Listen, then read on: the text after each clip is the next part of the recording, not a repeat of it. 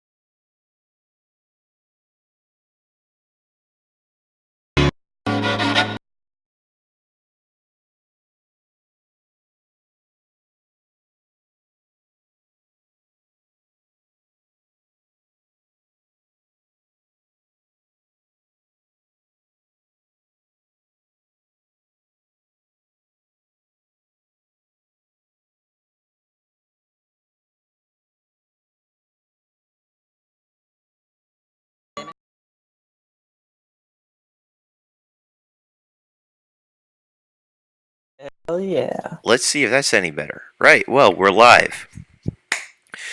Hi, And, guys. Caleb, I'm totally not sorry for having the lovely music to start out the stream, giving people something to look at, giving people something to listen to while we're getting everything Mm-hmm. ready. Get the adrenaline pumping. Oh, yeah. Merke se Nothing lähti like piiriin. nothing like Finnish folk music to get the heart pumping and the Just sweat folk and music. the I think that's just etc. more like I think it's actually kiddo music because Yeah, it's it's just corny about music. everyone getting into a group, right? So Merke lähti piiriin. So the Merke, the monster, started a group, and Mm-hmm. then the monster wanted all these different people to join the group, and then Mm-hmm. the monster wanted one person to join the group, and the person wanted someone else to join the group. So it's just all about the Merke se tahtoo soilan. So Merker wanted Soila to join the group, and so on. Soila se Oh tahtoi God, someone that's creepy. Kallen, and then Yeah, so Soila she wanted says this Galle to person, join the other group, and so on. and Yeah, Gala yeah, wanted yeah, this yeah. It's one. great. So it's just like, hey everyone, join the group, please. Ding dun dun dun dun Oh, la okay. la. It's very fitting for a stranger. And then we call the sacred cows funk. Da, da, da, da, da, da. And then we just have a happy face and all the rest of it. Right, it's great. Okay, so now I'm in the process of opening your Quora answer. But unfortunately, it wasn't even showing the page. There's a 404 error. So I'll sign in here. Well, you can probably access it through my account. I should be able to. This is very strange. Oh, Caleb. Yeah, Caleb mentioned something great in the chat. It has an interesting contrast effect. Your voice sounds incredibly pleasant by comparison. Yay! So by that logic, if we can exacerbate that, right, we could just like ear rape, distort like just terrible loud sounds. Just play that for like 15 minutes of intermission, and by the time everyone's like suffering and ready to die, we come on and they're like, we just sound like angels, and everything we say. The glorious sound of your melodious voice. Mm-hmm. Oh yeah, yes. If you. All right. The disturbing list of demands Albert Einstein imposed upon his first wife. Mamma Mia, published Sunday. Okay, here we go. Now we'll open this up in a separate thing so that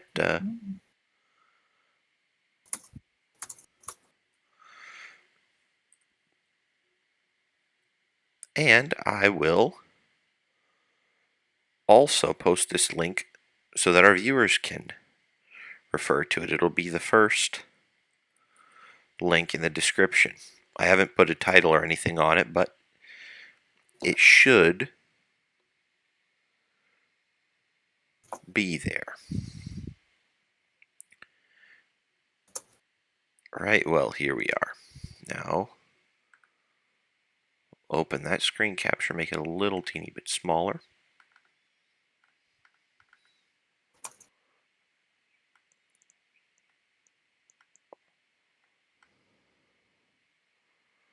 And oh, you'll love this article. This will fit right in.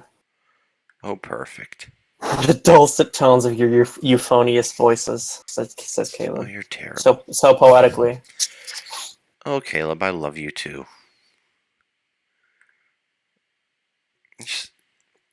The dulcet tones, yes. That's definitely us. Yeah. That's definitely us. Oh my god. Right, well, here we are, everyone. I found your Quora answer. You sound like her with the purse.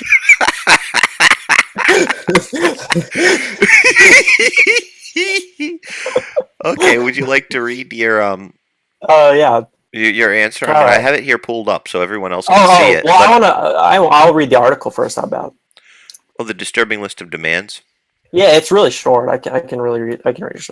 So this is by Demeter Stamel. I've looked into her. I probably butchered her name, but I don't really care at this point.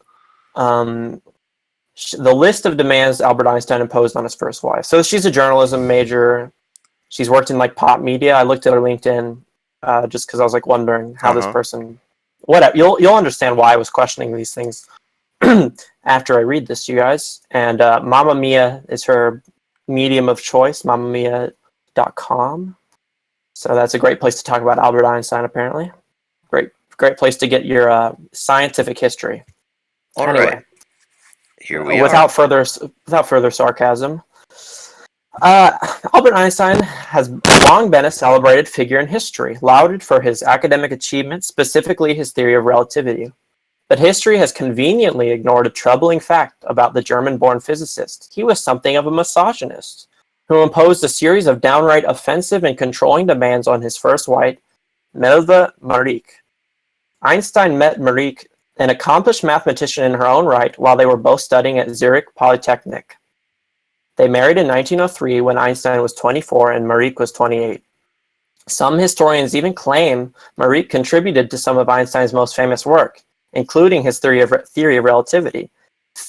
Feeling threatened by her talents, though, he allegedly omitted her name from the studies. Ooh, controversy. And here's a nice photo of Einstein with the caption, Albert Einstein may have been a brilliant scientist, but he was also a misogynist. Although Einstein and Marique initially bonded over a mutual interest in physics, historians say the famed scientist was difficult to live with, claiming he was obsessed with his work. You know, who would have thought? And would often turn reclusive and neglectful of his personal hygiene. What a surprise. Furthermore, Einstein began cheating on Marique almost as soon as they were married, and then later left her for his cousin, Elsa, who he also cheated on. So he was at least equal opportunity of cheating with everyone he's with. Einstein and Marique's marriage was a turbulent one, and they temporarily split in 1914 after about 11 years of marriage. It was then that Einstein presented his wife with a list of demands, claiming he would only return to the marriage if she agreed to his guidelines.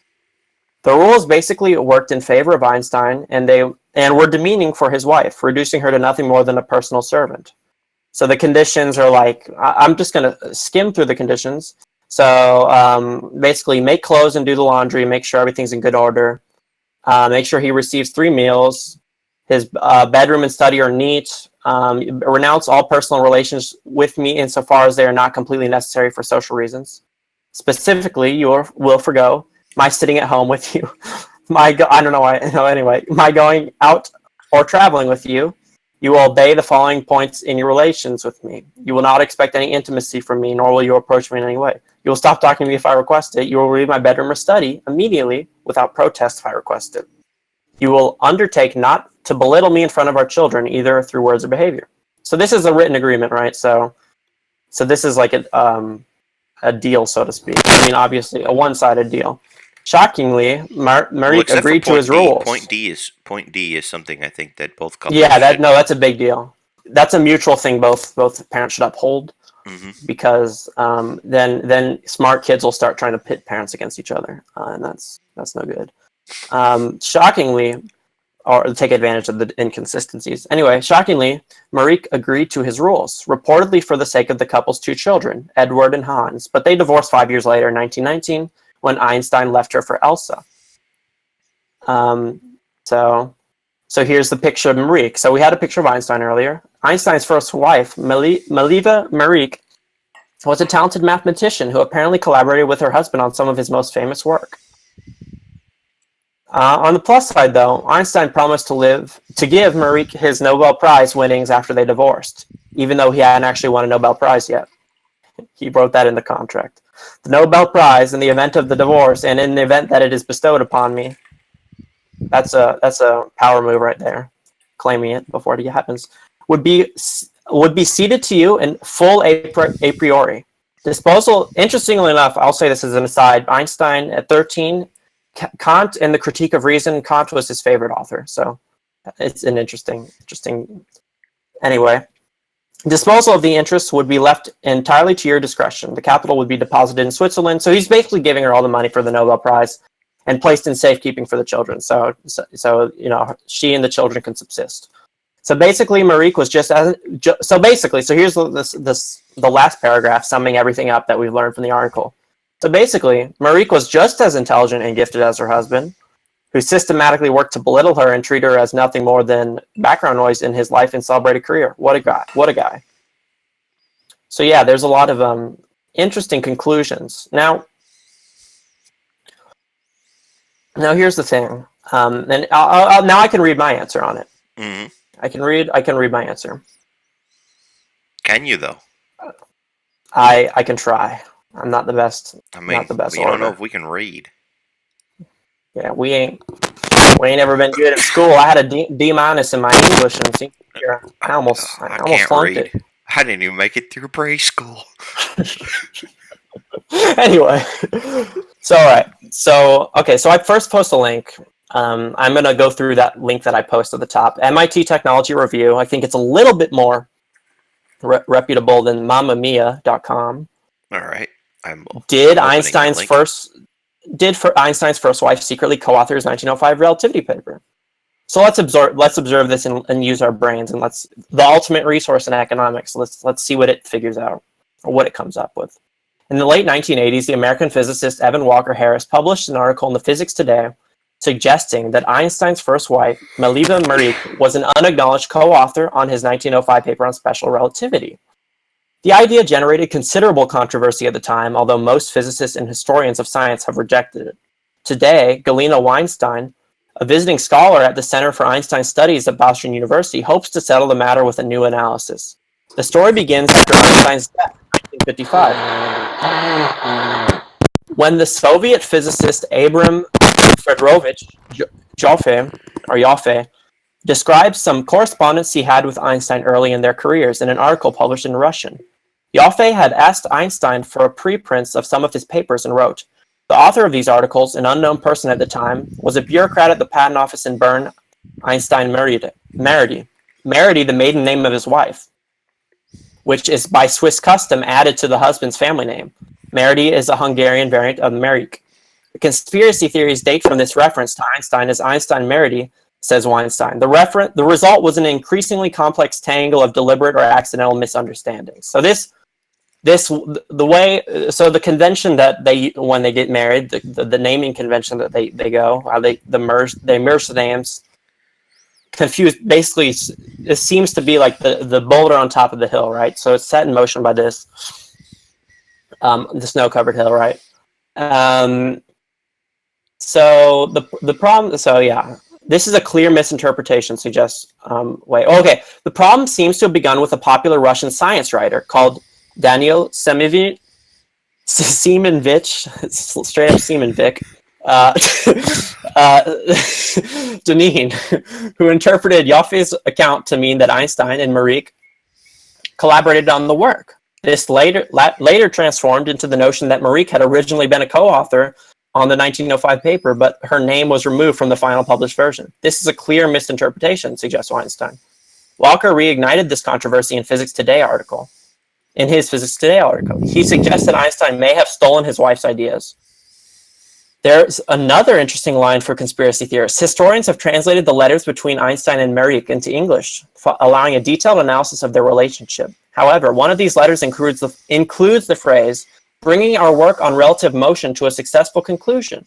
This seems to back up the idea that the pair must have collaborated. However, Weinstein has analyzed the letters in detail and says the two lines of evidence suggest that this was unlikely. First, Einstein's letters are full of his own ideas about physics, while Marić's contain none, suggesting that he was using her as a sounding board rather than a collaborator.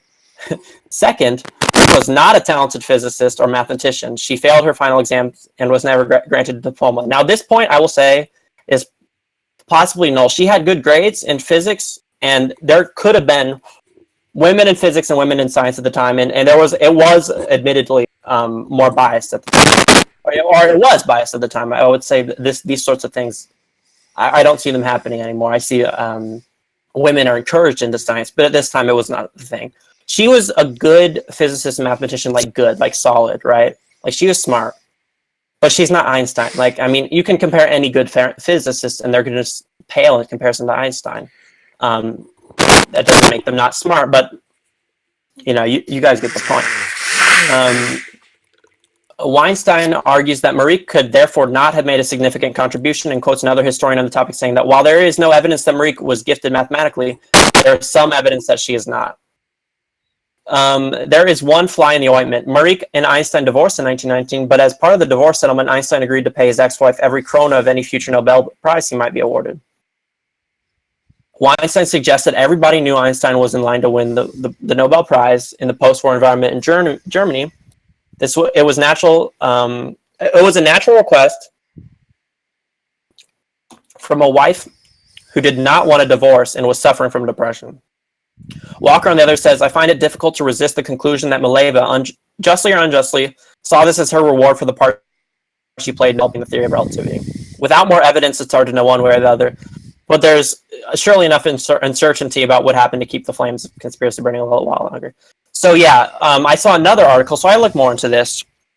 And I'm not going to just go through the rabbit hole of articles. That would just take too long. But so essentially, those letters between them, a lot of the collaborations between them happened while they were in grad school together. That's where they met, or they met in school. and they were doing the same thing for postgrad, right? They were studying the same stuff, and she is the very central nervous system parent, like good like doesn't make mistakes. So they would do work together, and they would correct mistakes and stuff, and etc. They would work together. They had good grades, etc. And so they were in the same field for their district, whatever they were studying for postgrad. So it makes sense that they would collaborate a little bit, essentially, and essentially, from what I've heard, those letters can be traced back from before his miracle years. Like this is well before 1905 or whenever when he was becoming just this prolific god of physics, essentially. And the letters not having any feedback from Marique, as far as like him using her as a sounding board, because she's a physicist and a mathematician. But she's not producing this work. Like this is Einstein.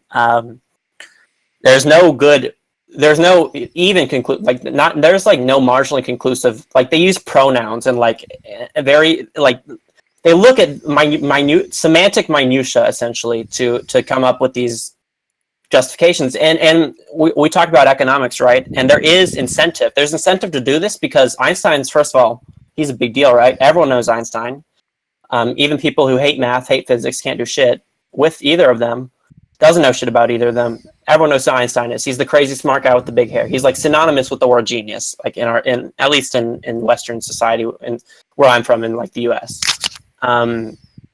So he's a big deal, and so to stir controversy and then be like, I don't know, there's no conclusive evidence. It's up to you to figure out. Like, first of all, you don't.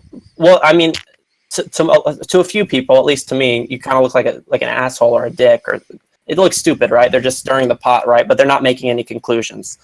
And it makes sense to do this. You get a lot of publicity. It's a big controversy type thing. It's easy, like it's something like, for example, this person's quite obviously like toting feminist ideology and etc.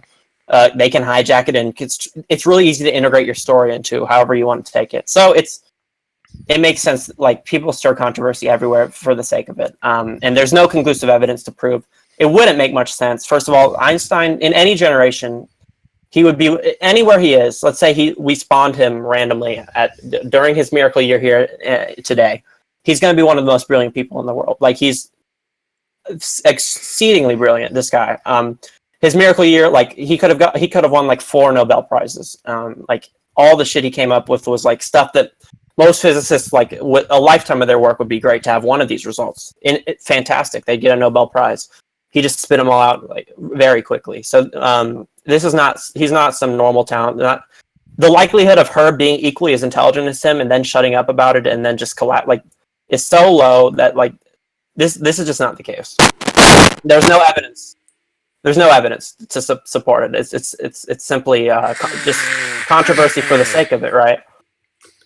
And so I'll read my answer. So obviously so it's about his misogyny, right? And about how she's actually as smart as him, and that's how these sort of controversial but ambiguous, and obviously like it's quite obvious that she was not just intuition and induction. You can tell that this is Einstein's work. She didn't do it. There's no solid evidence at all that would spawn that, but it's like a slip, right? Like if you can interpret it the wrong way, if there's a possibility for someone to interpret something a way that toasts their ideology or pushes their agenda, they will do it. They will try that. So that's what this article is, right? So, talking about Einstein's so misogynist and he's actually taking upon the power of women, and she's actually the mastermind and all that sort of stuff, like alluding to it. And they'll say like stuff that was true, right? Like stuff about their marriage. Their marriage was fucked up, right? And stuff about like like some historians suggest, right? Like this wording that like it's like they like try to appeal to authority, right? It's the appeal to authority, talking about historians and stuff. Like it's like extreme speculation, right? Like it's speculation on the verge of fantasy, basically. Like it's getting into like this realm, right? And it's like next thing you know, like Einstein's actually a vampire or something like that. If that was the next step in one of these articles, I wouldn't bat an eye. Like it's just getting into this anything's possible realm. and is the slippery slope shit. It's full of fallacies, etc. Anyway, I've now prefaced my answer, I think, thoroughly enough to go into it's mine's short. I said, now Einstein may have not been the most kindly of husbands, but to say that Marie was even in the same realm as him intellectually is preposterous. There's no evidence of this, and nearly no one at the time was, and few are today as well. As I said, Einstein, very few are in this, as far as his ability with physics and his just raw intellectual capacity and creative capabilities. Like, no, he's always going to be one of the best in the world wherever he is. Like, it's stupid. Like, you can compare many brilliant people to, and yeah, no, Einstein's much smarter. That's not shitting on her intelligence. That's like, I don't know. There's like an infinite number of analogies you could use. It's not. It's like that building shorter than the Burj Khalifa or whatever in Dubai. Like, it's not saying much about her. It's nothing defamatory or whatever. Anyway, let's see. The conspiracy is propped up on some very specious evidence and seems to be toting a particular ideology, but I won't go into that. If you go into the ideology, I'm not trying to make enemies necessarily here. And on his treatment towards his wife, there's a reason that history conveniently. So one of the important points of the article was when she said, like, not important, but kind of a slight and kind of like, oh, look how flawed history is. Look how flawed our perspective of history. It's like a subconscious, not subconscious, but a more subtle slight. It's not like nothing's very explicit in this article, right? Like, she tries to slip in the opinions every once in a while. It's blatantly obvious when she does. I quote them in my answer, but yeah, at the beginning of the article when she says, conveniently forgets history, conveniently ignored the troubling fact that he's a misogynist. Well, here's the thing, and let me read. Why the hell? Okay. So I said, and on his treatment towards his wife, there's a reason that history conveniently forgets such a thing. Why the hell would anyone care? People remember him for his contributions, not the quality of his moral fiber or interpersonal quirks, in the same way that I don't care about Isaac Newton's virginity, Da Vinci's purported homosexuality, Feynman's bongo skills, is captious. Like, I don't give a shit about these people are not remembered in history for these things. Like, these aspects of their personality, like, they're known for their intellectual output. The reason they have such a profound effect on the world and that stands the test of time is because the intellectual work that they produced is it's just incredibly important and groundbreaking, right? Like, it changes the way humans collectively understand the world. Like, it's a big deal. We don't like these personality traits, however bad they may be, like, that's just not that important. Like, that doesn't affect history at all, really. There are also numerous non sequiturs. Like I said, then I talk about the piece. There are numerous non sequiturs throughout the piece, which are literally no more than the author's unfounded and biased opinions. Feeling threatened by her talents, he allegedly omitted her name from his paper. So all the other, like, historical sites I saw that, like, talk about the controversy, which is not really there, none of them mention him being threatened by her intelligence. Like, that's never. She just made that up. Like, that's literally just complete fabrication. But slips it in, right? Like, slips it in because it emotionally, like, feels like it might fit in that, but it's horrible. And then in conclusion, like, this ending conclusion, like, this is just a complete non sequitur. Like, it's not even some complex logical fallacy that's hard to detect. It's just, no, that doesn't fall from that. In conclusion, Marique was just as intelligent and gifted as her husband. She said, like, that's strong wording, right? Like, so from what we've learned from this article, that is the case. Like, who's concluding that? This is such it like irks me in how this is written. Then I said, and then I had to do a little bit of because this article was just, God, how is this person a journalist? The overall writing quality is also uninspired and poor. It reads like a particularly opinionated Facebook post. I cannot believe the author is presumably somehow making a living doing this. I've seen better writing on the stalls of public restrooms. So yeah, that was my little ad hominem vent. Take that as you will. Not really important to my answer. Or contra hominem. Yeah. Yeah. So yeah, no, I mean, literally, this is shit writing. Obviously, anyone reading it can tell. Like this is like this person is making a living writing, so I'm baffled. But yeah, no, this sort of thing passes though, right? This was in my. I did not go looking for this, right? I don't dig for shit, right? That smells. This was like in my Quora, like a suggested link to look at, and it had 43 upvotes at the time. Let's see how many it has now. Let me check. So yeah, God, it's just.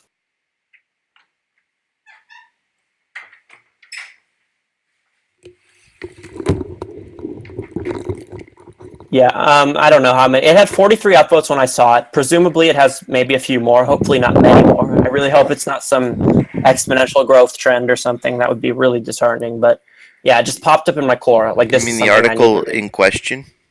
Yes, it popped up in my Quora. Well, I have a theory as to why this takes place.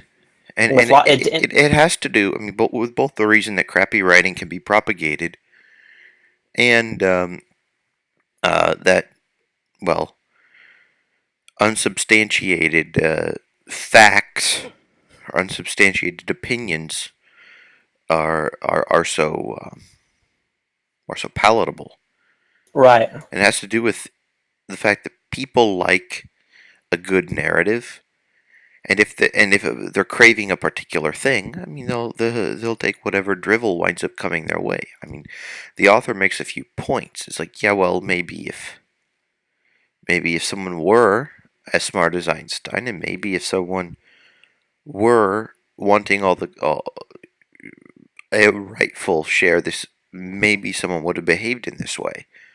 Mm-hmm. But you would think that she might be a little more vehemently pursuing it, especially given the fact that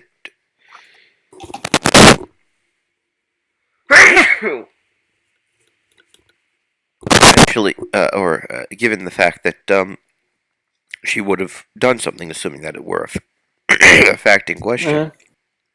Yeah. But would you consider, let's say my wife painted something. My wife enjoys painting. She's quite artsy. So she comes and asks my opinion.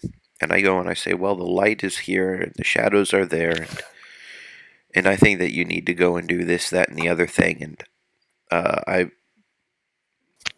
my opinion is that you could potentially improve that. So she takes a few of the things I say into consideration, and she takes a few of the other things that I say, and she doesn't really care at all because she knows now you co-authored that painting, Matt. Now she needs to go and paint and put my letter or the letters of my first name there. And then if she just signs it Line with both of our last names, then because there is no first name there, I can go and claim co-paintership. No, right. It doesn't work that way. And that likely if the shoe were on the other foot. Even that likely didn't happen. If that did, the most she would have done, okay, the most anyone would have done is checked like math/arithmetic/whatever, because she's a physicist and a mathematician. Grammar and spelling. Yeah, like if I get my mom to spell check my essay, it's been a long time since I do that, since my ego gets bruised because she sees like every little error. So I've decided to no. I took it upon myself to figure that sort of stuff out. But when I was say young, this was mainly in school. I hated writing in school. I just produced the most bullshit.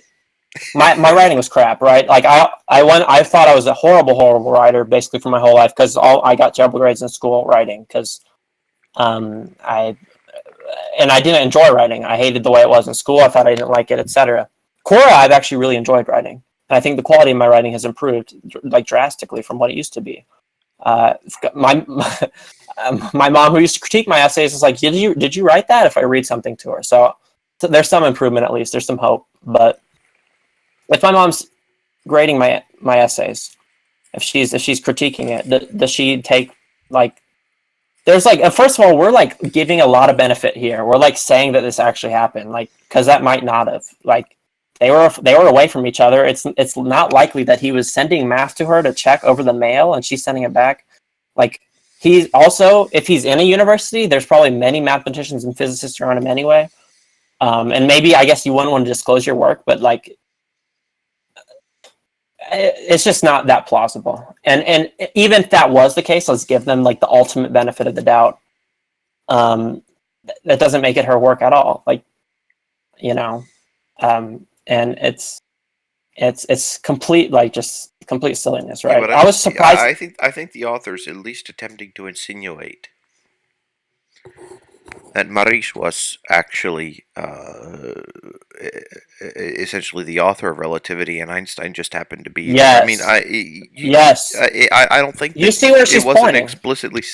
It wasn't explicitly stated. She, but it's one the of those reason- things where she states things so open-endedly and so implicitly yes, that the runaway mind of some feminist can easily, well, especially all right, given the way that people tend to misinterpret things. Anyway, due to the fact that cognitive dissonance is incredibly difficult to tolerate and people prefer throwing poo or changing the actual narrative in order to fit their preconceptions as opposed to changing themselves, it can be very reasonable to at least posit that the author of this piece is trying to at least encourage people to entertain the possibility. I can say why it's more than it's so. Okay, so I see, at least on the surface, two explanations. Well, first of all, I can see why it's more than, you can more than posit it. I think you can maybe directly infer from these two statements. The one where she says Einstein. This is nowhere. You don't find this in any other sources about the controversy. This is in no literature anywhere. This is like, so she's the primary source of this statement of Einstein was threatened by his wife's intelligence and decided to like take her name off the paper. So she like inserts that sentence somewhere in the first part. Like, that's straight up just bullshit. Like, obvious. Like, either you're really dumb and just completely blinded by emotions. Really hope that's not the case, because it'd just be scary if that's how your brain works. I don't want to deal with those people. Or she's literally just trying to insinuate stuff. Yeah, exactly. And then she does the thing. In conclusion, Einstein, she is just as gifted and intelligent as Einstein. Like, holy fuck! Like, that's such a crazy. But even if she is, that doesn't necessarily mean that it's domain specific in the same way that it was for Einstein. I mean, here's a nice analogy that this is the sort of situation that I would see the same as this article. I don't know if you've ever seen a picture of Shaq next to his wife, okay? And I don't know if you've ever seen Shaq holding a soda can. The guy, it looks like a Tic Tac or something. It's ridiculous.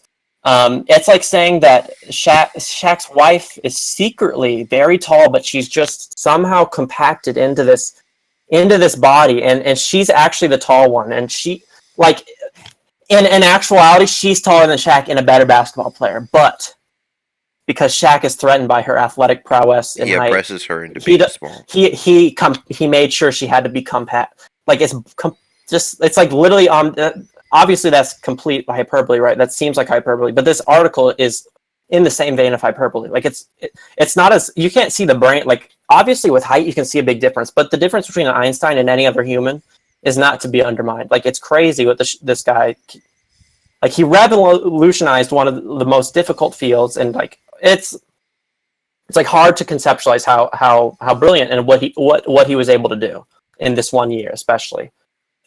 So I would say it's even more than that. Like, the difference between Shaq and his wife is like, that's not even comparable. But that's a nice physical example of how stupid it looks and goofy that sounds. But yeah, anyway, that article just, there are also some interesting comments, and there's sort of a little philosophical, if you want to get into that at some point in the stream. I don't know if you want to, it's fine. If not, or if you have another article or something, or we can, we'll go ahead. All right, so let's see, let's go to the comments. Oh boy. So there's a lot. There's quite. I get. You know, my followers, my nice followers. I'm glad they agreed with me on this one. At least first. So I want to get to Andrew's comment later, and I don't want to like. Anyway, one sec. So let's see. Ale says there is ton. Okay, so Ale, great guy, really smart guy. There's tons of historical revisionism bullshit, and they all follow the same pattern: attempt to invalidate the significance of the figure by ad hominem attacks, engaging completely unrelated areas of alleged moral shortcomings. Yeah, exactly. It's like appeal to emotion. I think that's a fallacy, isn't it? Appeal to emotion. I think it might be. At least it should be a fallacy. It's taking advantage of people's feelings, and people's gullibility, and people's like most people don't know what Einstein did. They know he's a smart guy, right? So she can say that statement that and most like, people think, oh boy, and most, oh man. Like, I mean, there's people who believe most the Earth people is think that E equals MC squared is like the extent of the complexity of what he. Yes, right. The amount of people who understand what Einstein did, like that's a very small proportion of the Earth. I can tell you, I'm not one of those people. I haven't looked into it. It's incredibly complex. The math is like it takes I'd say I'll say this. Maybe you can give insight. It takes doing thought experiments. And it takes a high level understanding of of math and physics. I'm pretty sure, and I think he used like he Euclidean geometry or something a lot, and I don't know if it was in relativity or whatever. I'm speculating. I'm pretty much ignorant, but it takes a lot of math and physics knowledge to like be able to like comprehend, and then to come up with this shit is like wild, right? It's incredible intuition, incredible thought experiments, and great creativity. Coming up with something is always more difficult than understanding it in the second place. Like after you've already seen it, after you have the paper to read. Yes. And I can guarantee you, most of the people will read the paper and actually not know what's going on.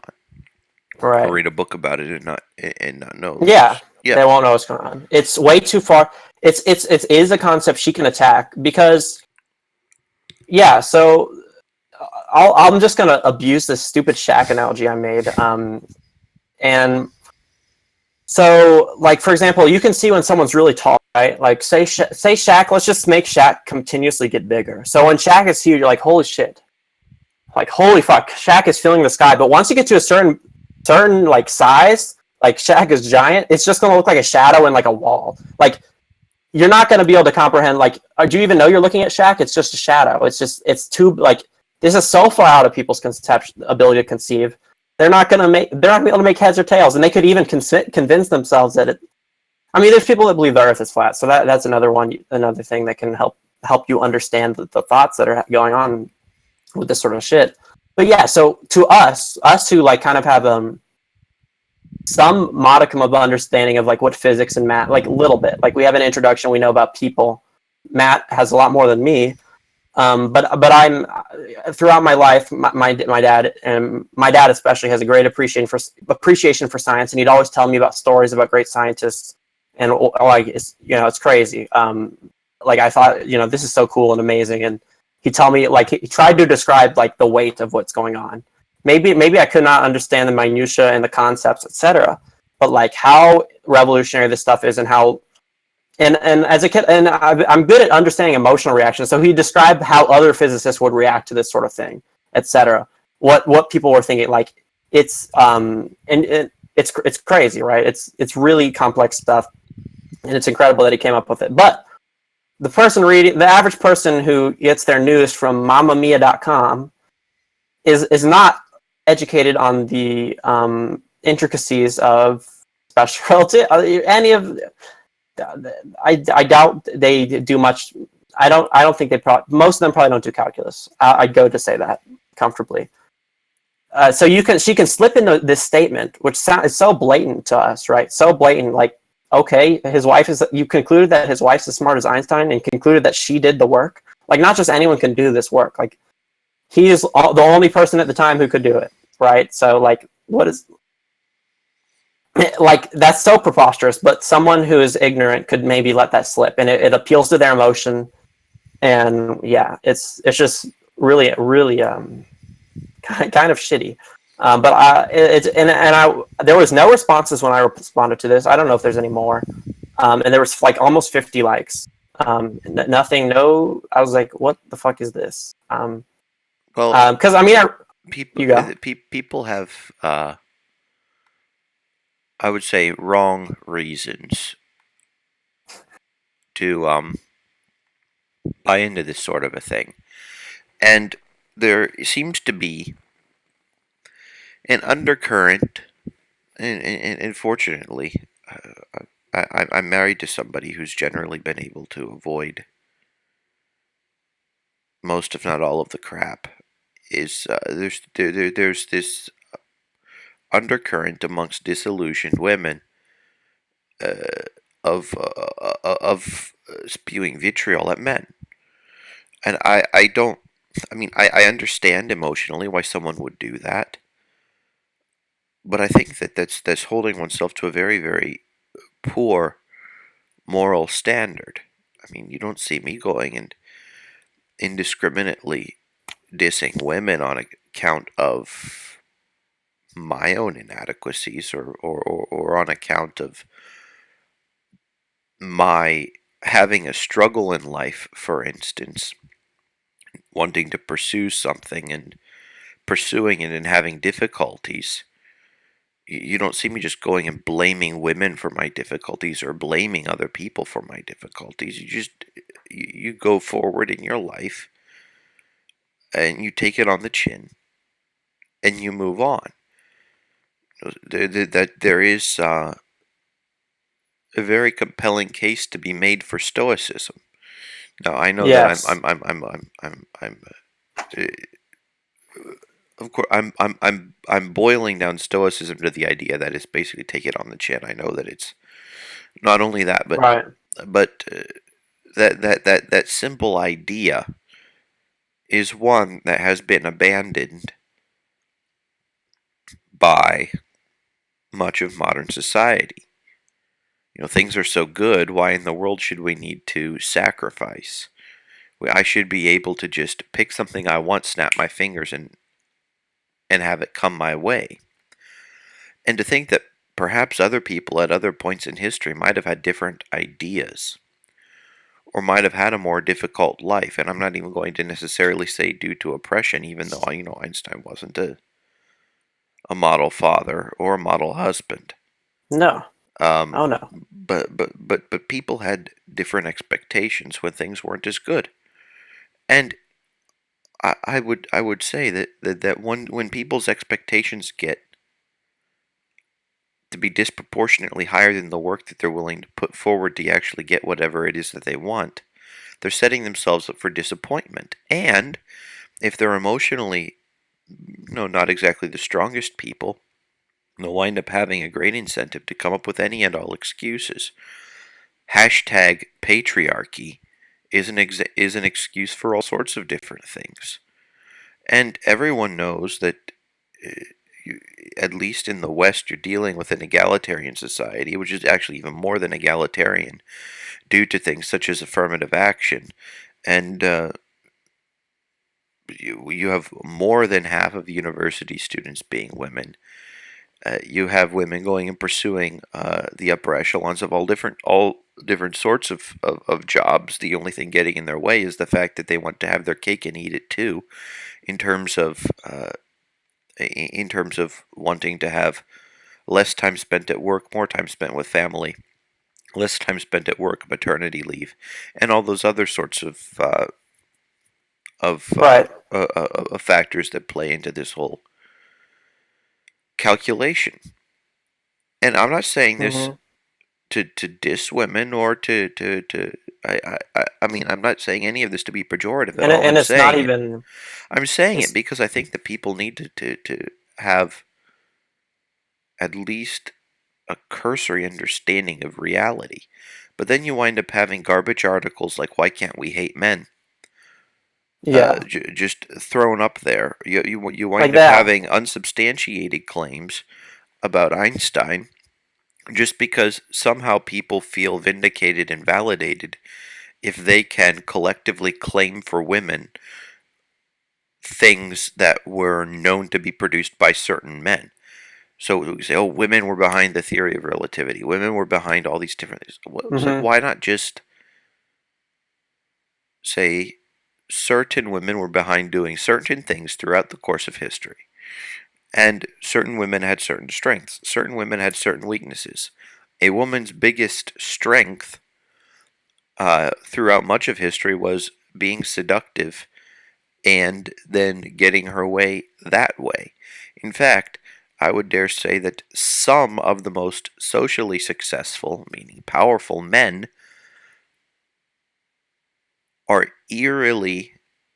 uh, eerily have taken pages out of the woman's playbook. Oh yeah. Oh In, yeah. in, For in that sure. in that regard, the way that you play a room, the way you play situations, and so on. Oh yes. Women don't need to go and appropriate male things in order to be powerful. They just need to use the things that are associated with femininity appropriately.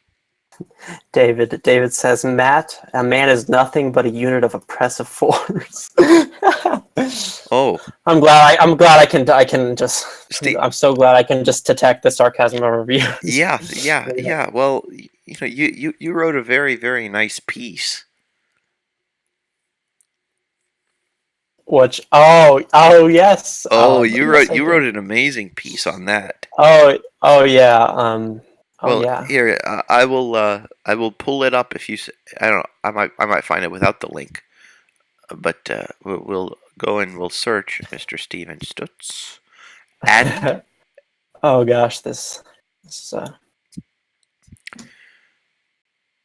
then some numbnut asked the question. I'm crowdsourcing my marriage. yeah, What are what some kind of pickup lines I should use with my wife?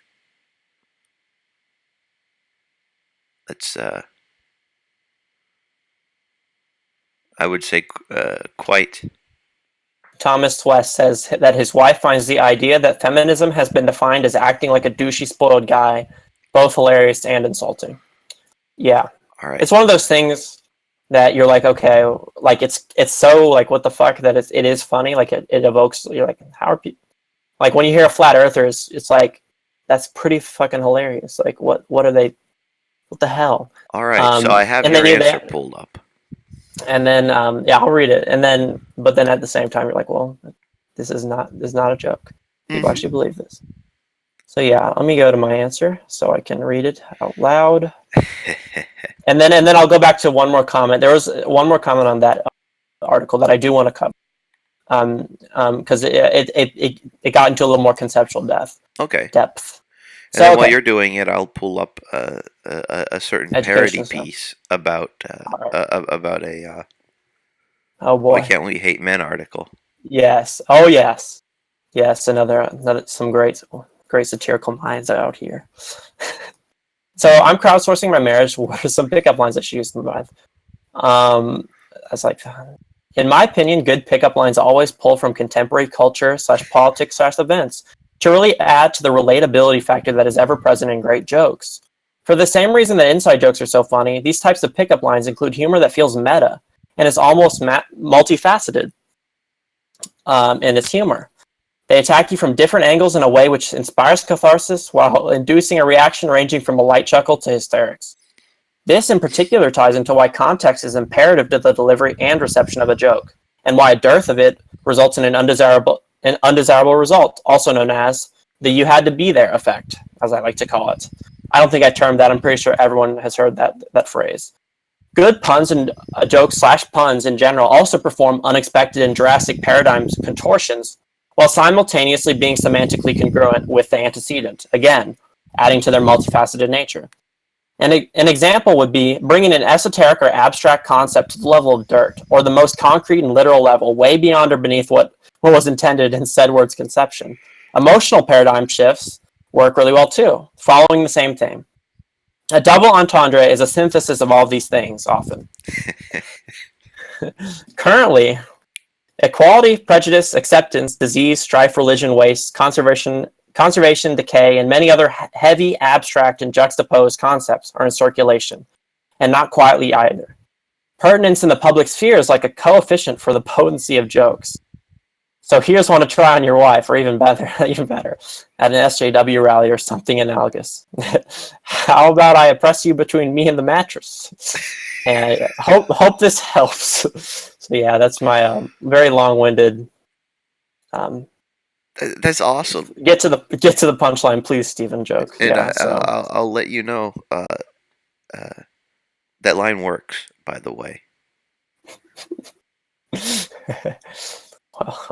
Well, you know. That is, yes, indeed it does. So let's see. So here's the other comment. So most of the comments on. So then Chris Marcio said the ideology must be. So this is about the Einstein article again, right? The ideology must be feeling victorious, as they seem to be already rewriting history to their convenience and heroifying those who seem as suitable icons. So I liked his point about suitable icons. Literally, suitable icons is anyone who will take the fucking label. Like, it's anyone, like, literally Einstein's wife. Like, she's suddenly some mysterious genius who was secretly behind some scientific revolution. Like, just his, like, literally just this, like, arbitrary pairing, right? Like, no one knows shit about this woman. Like, she stayed in a bad marriage. Like, they had a bad marriage. They had kids. She wasn't productive in her career, etc. Like, there was not, like, we don't hear much about this person. So this is sort of a kind of a labelless person, like just a generic person in the backdrop of history. That they just pin this secret genius, right? Like, it's so contrived, right? Completely contrived. But it has a compelling narrative, and therefore it's propagated. Yes, exactly. There's this guy on Quora, Andrew White Cleary. He's a smart guy, quite obviously, and he commented this, and I didn't necessarily agree with this, so I'll get to it. So he quoted me. I said, and there's a reason that history conveniently forgets such a thing. Why the hell would anyone care?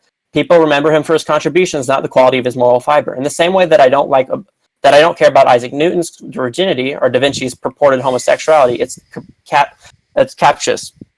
So yeah, I originally had written this without adding the Richard Feynman bongo drums thing. So I did go from Einstein being a misogynist, and then I mentioned other historical figures, like, Da Vinci purportedly being a homosexual, and Newton being a virgin his whole life, right? Like, just facts about them. What I meant, I didn't like, and this is me just poor writing skills or just poor communication. Essentially, it made it seem like I thought those things were negative, right? Because I prefaced it with Einstein did this bad thing, so then Newton this bad thing, etc. Like that pattern, that semantic pattern. I didn't mean that. I meant, like, these are just facts about them as a person that is unrelated to their work. That was my point. And so I clarified by adding Richard Feynman with the bongo drums, because why would that be construed as negative? That like clarifies that pattern doesn't hold. Because I guess I could see why some people might say virginity is bad. Like, that could be construed, and then of course, bongo drums are terrible. Of course, homosexuality is another kind of contentious thing, so that could also be construed. So this is a very fair point. He said Newton, Leonardo. If he corrects me, Da Vinci wasn't a surname. I didn't know that. I think I'm still going to call him Da Vinci. But we're not actually engaging in moral wrongs. Much better examples would be, I don't know these people. Caravaggio and Carlo Gesualdo. Do you know who they are? Caravaggio? No. And both of whom most likely committed second-degree murder. So Caravaggio I don't know. is familiar to me, but Carlo Gesualdo is okay. Because I asked my dad. Is not, but I can't recall who they are. Yeah. So I asked my dad too, and he didn't know who they were either. So My point was to bring up very pertinent historical figures that are like known in the public. Like even me bringing that might like me mentioning Feynman could have been like that could have been technically like a misstep by me, right? Because the general public is like a lot of people are largely ignorant to who Feynman is, but everyone knows who Newton is. Everyone knows who Da Vinci is, and everyone knows who Einstein is, right? So my Feynman bongo drawing is like a kind of a bad band-aid, but whatever, it works for this. But no, I would not. And so he was correcting that I put moral wrongs there. But I'll read through his thing, and then I'll just read because my comment is in response. As your overall thesis that no one should really care, well, humans are supposed to treat individuals as individuals. Ergo, when one does unacceptable things to an individual, that should indeed affect the legacy of the person. This of course does not require us to disregard his/her great accomplishments in order to in other fields, a move which would obviously be dumb. Few would deny that general relativity, Einstein's central scientific theory, is one of the supreme achievements of the sciences. But another fact is that Mileva Maric was another human being just like him. And then he says this. This is where I start to I'm getting a little shaky on it.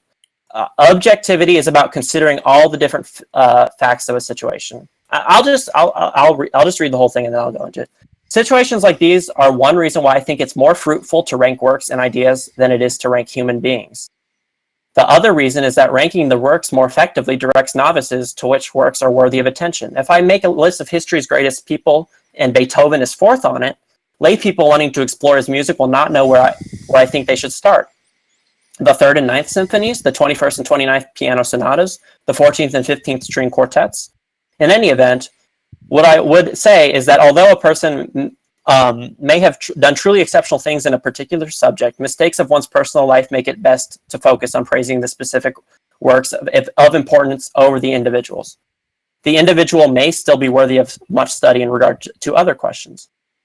People critical of far-left thought often point out how the idea that the ends justify the means can result in catastrophe.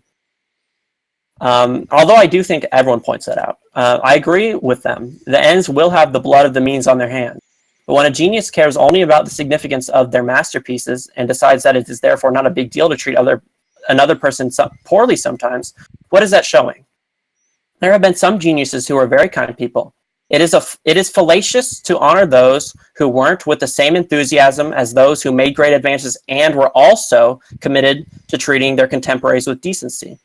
Consequently, I stick to honoring works and ideas and would argue, even as someone that is normally quite critical of academia's current political orthodoxy, that this is something with both more precision and for lay people and more concern for injustice. Okay, so my first response was this. I had to go to work, so I just wrote this paragraph very quickly. I said my comparison was not regarding how egregious what they did was, regarding the homosexual thing with Da Vinci and Newton's virginity, etc., but how these are mere tidbits of their personal life, all comfortably within the realm of banality, which don't have much, if any, weight on the mark they left on the world. I simply don't care about these things in the wake of incredible accomplishment. I think it's largely pointless to be dissecting his moral quality in the same vein as his intellectual quality. Yes, it's true that some people are both brilliant and kind. Some are brilliant and assholeish. Some are dumb and kind. Some are dumb and assholeish, etc. I don't really care about all the permutations as long as these traits lie in the realm of normalcy. So when I say that normalcy, I mean obviously, my friend Hamza Mohammed gave a really good example. He's like, well, Hitler started the first anti-smoking campaign. Well, obviously you can't ignore that he committed genocide. That's something outside of the realm of normalcy. Cheating is a pretty common thing. Marital problems, pretty common. That's not some act against humanity, right? So I'm saying in the wake of great intellectual achievement, we don't have to be focusing on these things.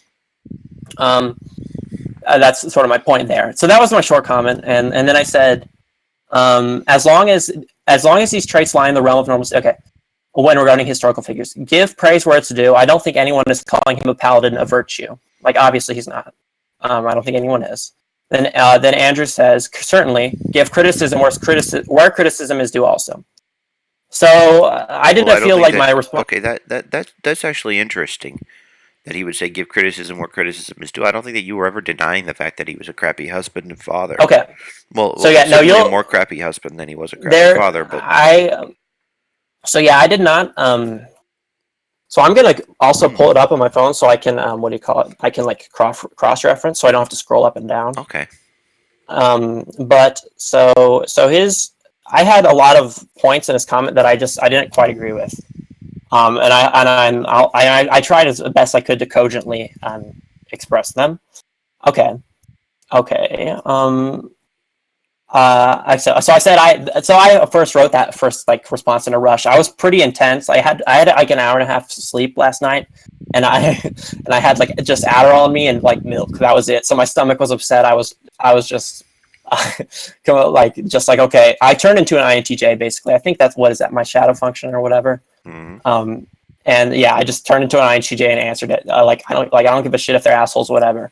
And was very curt. But I think I turned more once I'd eaten and once I got back from work. I had my ENTP self re-engaged, so I could more deft, like just I could cogitate a bit more and be more elaborate and clear. I have now eaten and I'm done with work. I can properly reply and attempt to attend to all the points you've made.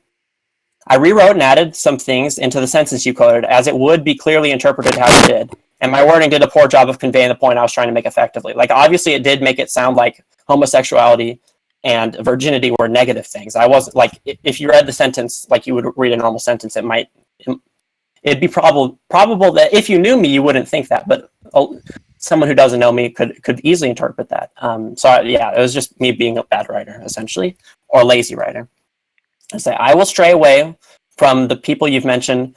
So then he mentioned those two people, right, who I should have used instead, whatever, as I don't know about them, and I'm attempting to be axiomatic and broad in my expression, so as to stay as close to the public sphere as possible, opting for more well-known figures. Assume ignorance, I certainly am. So like when we're talking about these people who are eminent in their fields, we want people who are so eminent that the public knows about them. Like, yeah, there's probably there's very eminent people in many fields that like we don't know shit about, right? Like there's this guy like Democritus. He was eminent and brilliant. A lot of people don't know about him. Like I barely know about him.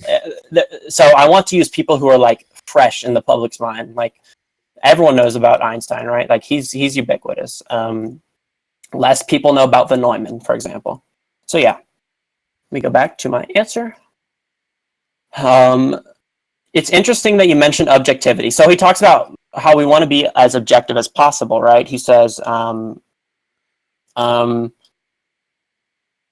exactly says that? I'll continue reading. Absolute objectivity is outside of my set of goals in this realm, as I don't think I can obtain it.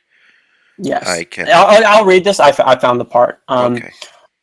So as I don't think I can obtain it. So he said basically. He said, so he wanted to, like in the wake of Einstein's achievements, right? He brought up Mel, like she's still a person too, his wife's still a person, etc. She's another human being. So he wanted to bring that up to be objective, right? He said,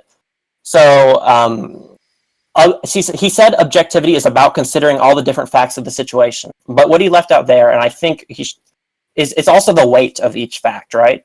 For example, Einstein being misogynist in the grand scheme of history. So we're in the way in the future where they're all dead. Everyone here, those two people are dead. We're talking about lasting effects on history, essentially, and their perception in the public sphere currently. And so in the wake of when we're considering the objective facts here, yes, he was pretty misogynistic. It was not a very good relationship. Like his marriage failed, wasn't the best husband, right? In the scope of history, that pales in comparison to his the intellectual like Renaissance or whatever. Like how he changed human thought affected the world much greater than his acts of misogyny. So not only should we consider all the facts, because when you put the facts next to each other like that, it seems like a dichotomy. But you need to consider weight. Like weight is important, really important. It's super important. So I think, I don't know if it could have been assumed. So I'll give him the benefit of the doubt there.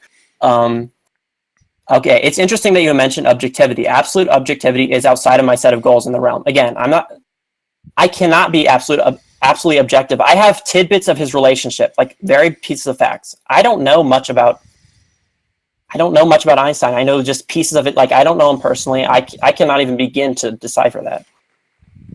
Absolute objectivity is outside of my set of goals in this realm, as I don't think I can obtain it. I can strive to achieve it, but I have no way of knowing when I'm getting warmer or colder. So when I dig more, am I learning more, or am I getting farther away from the truth? In this context, the endeavor is fruitless for what it's worth, in my opinion. Appreciation and recognition is more of what I hope to attain. I don't know Einstein as a person, and only have small pieces of the great puzzle that is his personal life, from anecdotes and secondhand accounts, etc. So accuracy is likely impossible.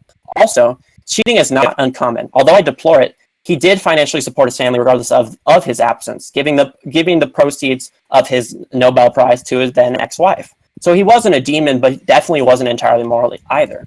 I would say along the lines of most people.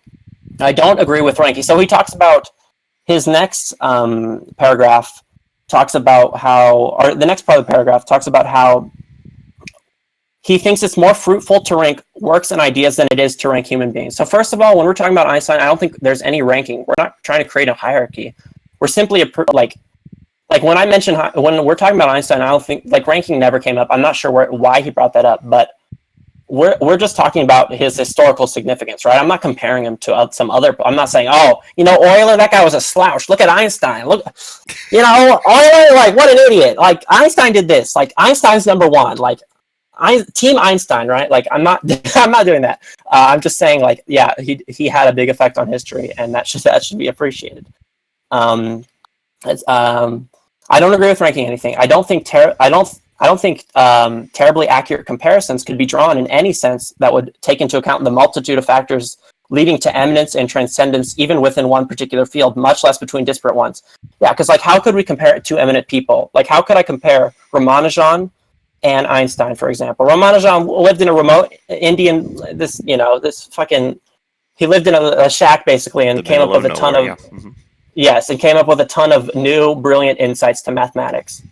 His circumstances were like garbage, but he had this great intuition, and he still ended up advancing math.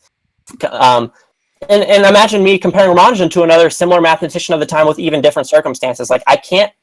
There's so many different factors, and then there's the incremental increase in big increase in human knowledge. So Euler to Einstein, there's too big time frame. Like we can't compare they're working on completely different things. First of all, they're different fields. Like the amount of permutations for how many differences could arise is like you could not create an objective basis of comparison, like a good one. Like you could maybe like like who's most popular. Like you could pick some variable that you think significant, but it would in the end be fruitless and like pointless. It would be arbitrary because it winds up becoming a question of opinion at that point. Yeah, and of course, if someone asks your opinion, well, who do you think is better? Well, mm-hmm. Better being the subjective measure that it is, means that if you're going to accurately answer that question, you have to have at least a reasonable definition of better, so that people understand the criterion or criteria by which you're ranking. And then, of course, they can decide whether or not these criteria are actually sufficiently important to them for them to take your list seriously. Right. So, so ranking was never happened. But there's a degree of nuance. We were never so ranking was never that was never an intention. Like I would never think to try to rank these guys. Like how the hell could you do that? Every person's different backgrounds, different brain circumstances, different knowledge known, different environment. Einstein's up there. He's definitely up there. Yeah, he's up there, but I can't say who he's behind and in front. I can't say definitive oh yeah, he might be in front of my dad. He's in front of my dad. I can say that very clearly. My dad's published stuff. He's got some patents. So he has some intellectual work, but you can make some, but then once you talked about von Neumann had a shit too. He's not as well known. It's so so ranking was never the intention, but he inserts ranking into this essay or whatever. I'll call it an essay, a comment. Situations like these are one reason why I think it's more fruitful to rank works and ideas than it is to rank human beings. So he wants to rank ideas and not I don't want to rank ideas either. I think that's also almost equally impossible. First of all, it's really hard to separate an idea from the human who created it, because it is. Anyway, I get into that, so I'm not going to say that. I also think the creator and the idea are married in a shouldn't be forced apart. So he's talking about separating ideas and looking at them alone, right? Not only for us, not only for objectivity, quote unquote, but also so that the layman can know, like, oh, general relativity, that's really big, but like Einstein did Brownian motion too. Oh, that's less important. And so instead of, let me learn about Einstein, what should I go into first? Like, I don't know. It's really like seems fragile in my opinion. I also think the creator and an idea are married in a way that shouldn't be forced apart. The work by itself is an extension of the creator in a sense, a direct manifestation of his or her inner machinations, emotions, ideas, past experiences, etc., and all of those who influence the creator. Small or many times negligible. So like the influencers you can take for granted because you can assume if you wanted to in everyone's creation, like, oh yeah, but don't forget this guy, he came up with this and I built off his work. Everyone's work, imagine like citing your scientific paper, you'll be like, well, I used this method and that was developed by him. And then you get back to like, oh, well, he's the first guy who came up with numbers, and you're getting back to like Adam and Eve, and there'd be like a million citations. So there's the assumption we're standing on the shoulders of giants, right? So basically my point there is the person who created this idea is not separable from it. Like Einstein, you can't praise special relativity by itself. It doesn't have it's just not something, it didn't do something by itself to be praised. It doesn't have a will. Like the person who created it is the owner and is the person who's it's due. That's essential. It can be good, but praise is completely fruitless. You can go and say, yeah, the idea is good, and especially given the context, it was useful, and right, exactly. All the rest of it, but you can't remove an idea completely from its context. Right, and especially like intellectual work like this is his, like, you're praising the idea that he came up with. So it is like an extension of his mind. You're praising him almost, like, in my opinion. That's like my philosophical take on it. It could be wrong, but okay. So then I said, I think the presence of mistakes doesn't preclude them from being lauded. So he said, in any event, so I'm going to go to his paragraph, and then I responded to each paragraph with a paragraph of my own. So this is more clear. In any event, what I would say is that although a person may have done truly exceptional things in a particular subject, mistakes of one's personal life make it best to focus on praising the specific works of importance over the individuals. And obviously what I just said, like, you can't praise the work without praising the individual. The individual, like what a beautiful house. God, that carpenter who created it, what a dick. I hate him. He sucks. What a horrible carpenter. A beautiful house, though. Like, it doesn't make sense, obviously.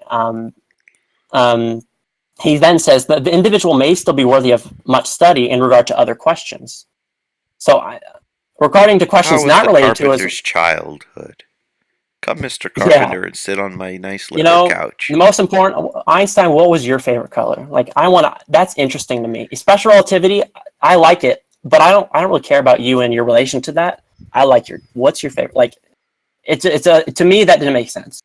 I want to have your same favorite color so I can be just like you. I said, I think the presence of mistakes doesn't preclude them from being lauded, but in such an instance, one would probably not be referring to character anyways. I think people often praise Einstein's creativity and sheer brilliance, not his moral standing.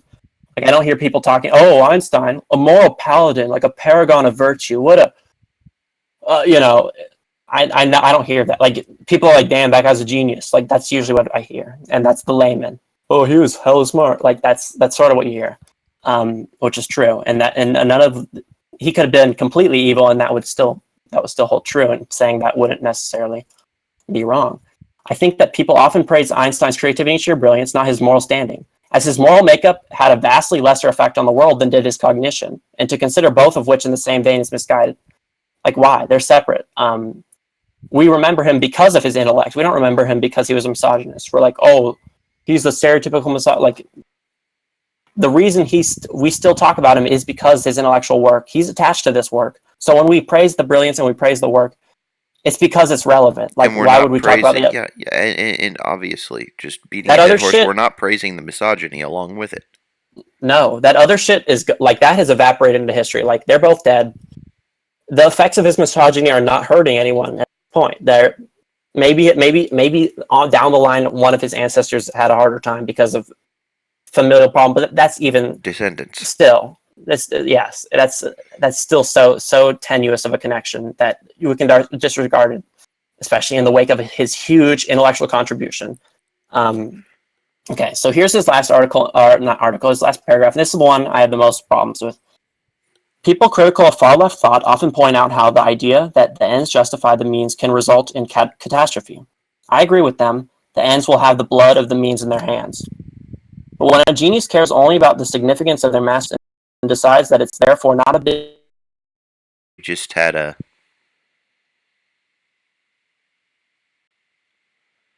little connection problem.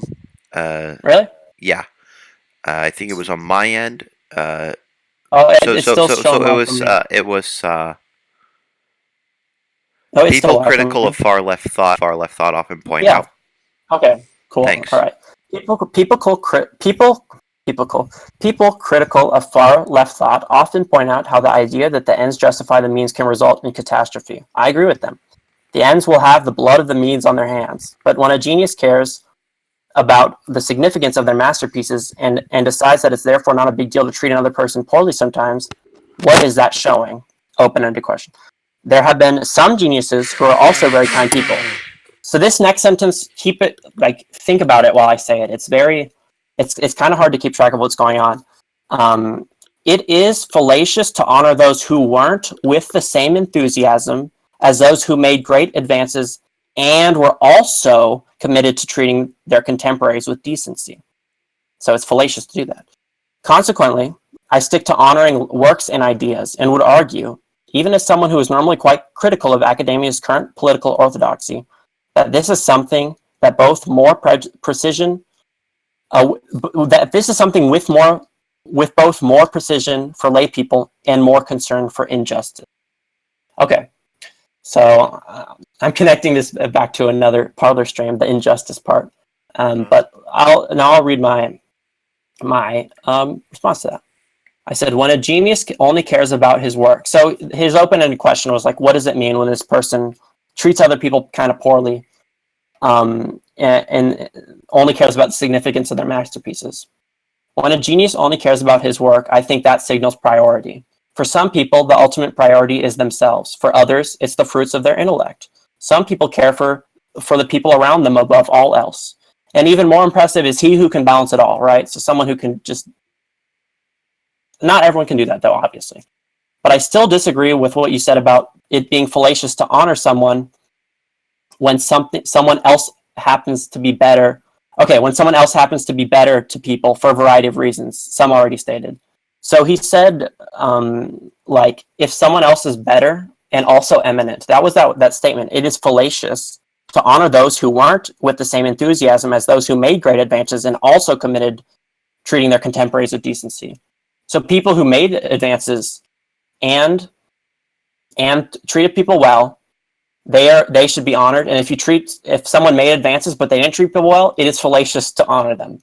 I find this is ridiculous. This statement is so ridiculous to me. So I break down kind of why.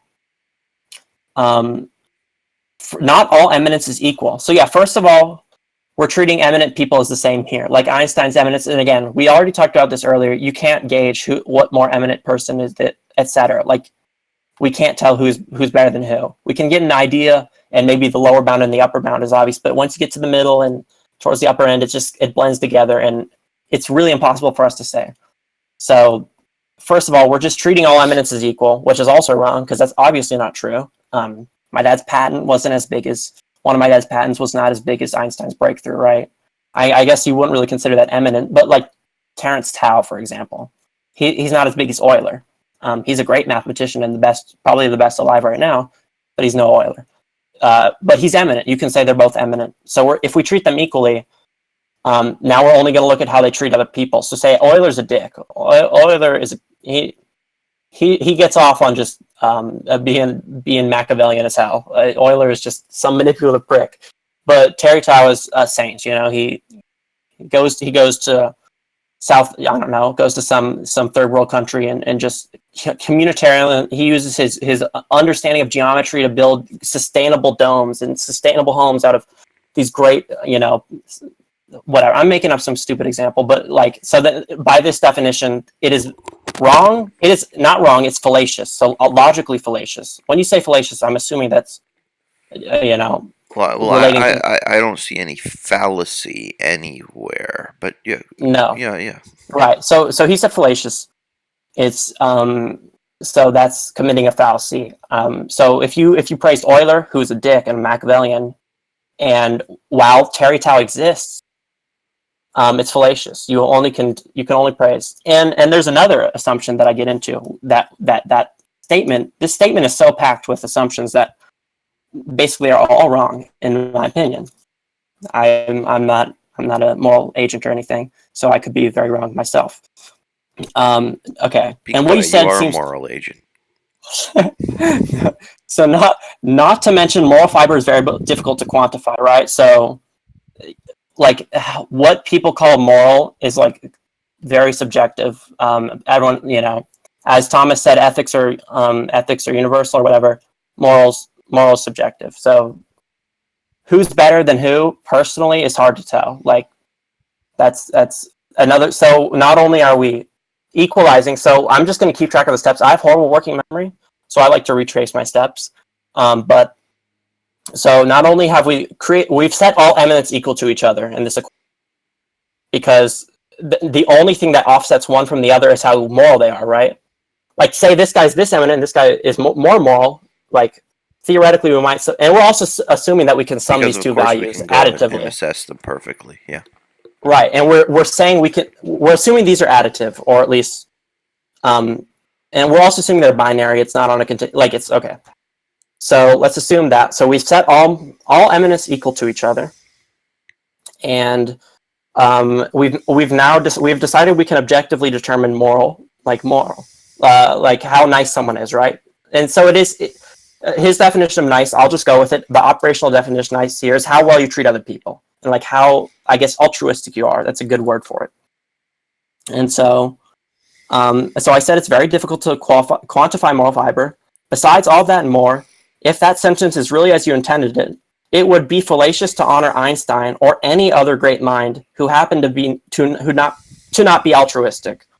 I simply cannot agree with that. If you treated eminence, so they're treating eminence as a threshold, like you're either eminent or you're not. It's like a binary, like a toggle, like a switch. And they're treating all eminence as equal, but eminence is eminence, and you're either eminent or you're not. And eminence equals eminence in all cases. One person's, So yeah, I've covered that. Or basically fabricated. So you're fabricating an artificial ceiling, is what I'm saying on that. Because you're setting that's the ceiling. The same thing happens in IQ tests when kids hit ceilings and still don't get the perfect score. Then one could say that the most moral and altruistic person who is eminent deserves any honor at all, lest you can submit a fallacy. So he said. So we're going off the premise that if someone treats other people better, then if an eminent person treats people well, and another person is just eminent. Essentially, it's fallacious to honor the person who's only eminent because they're not altruistic as well. Because this is justice, right? This is justice. That's what he gets to. So I assume this is an assumption I made. Because we've been treating everything as binary, and we've been setting everything equal to each other like it's math. But I can assume that how you treat other people is on a spectrum. I'm not gonna say you either treat people well, you treat people neutral, you treat people badly. I'm gonna say it's a spectrum. And I think anyone can agree with that. Like I could be kind of nice to Matt, I could be very nice to Matt, I could be a dick to Matt, or I could try to kill Matt and his family or something. Like there's levels of how nice you can be to other people. It's not binary. It's just very intuitively not binary. We can't treat it as such. So if that is the case, in the first assumption, the one person being more altruistic made them worthy of honor, and it predicated that honoring the other person is a fallacy. So from that assumption, I'm assuming, okay, if this person is more moral than the other one, and they're all eminent, so eminence is set equal, it's out of the equation, then essentially you have to honor this one. If you don't, it's a fallacy. So then if you have a whole bunch of, all the eminent people in the world, so we're also assuming that we have a good definition of eminent too. So there's a ton of assumptions here. Like everything has been an assumption and contrived as hell. But so we have all the eminent people from history to current times.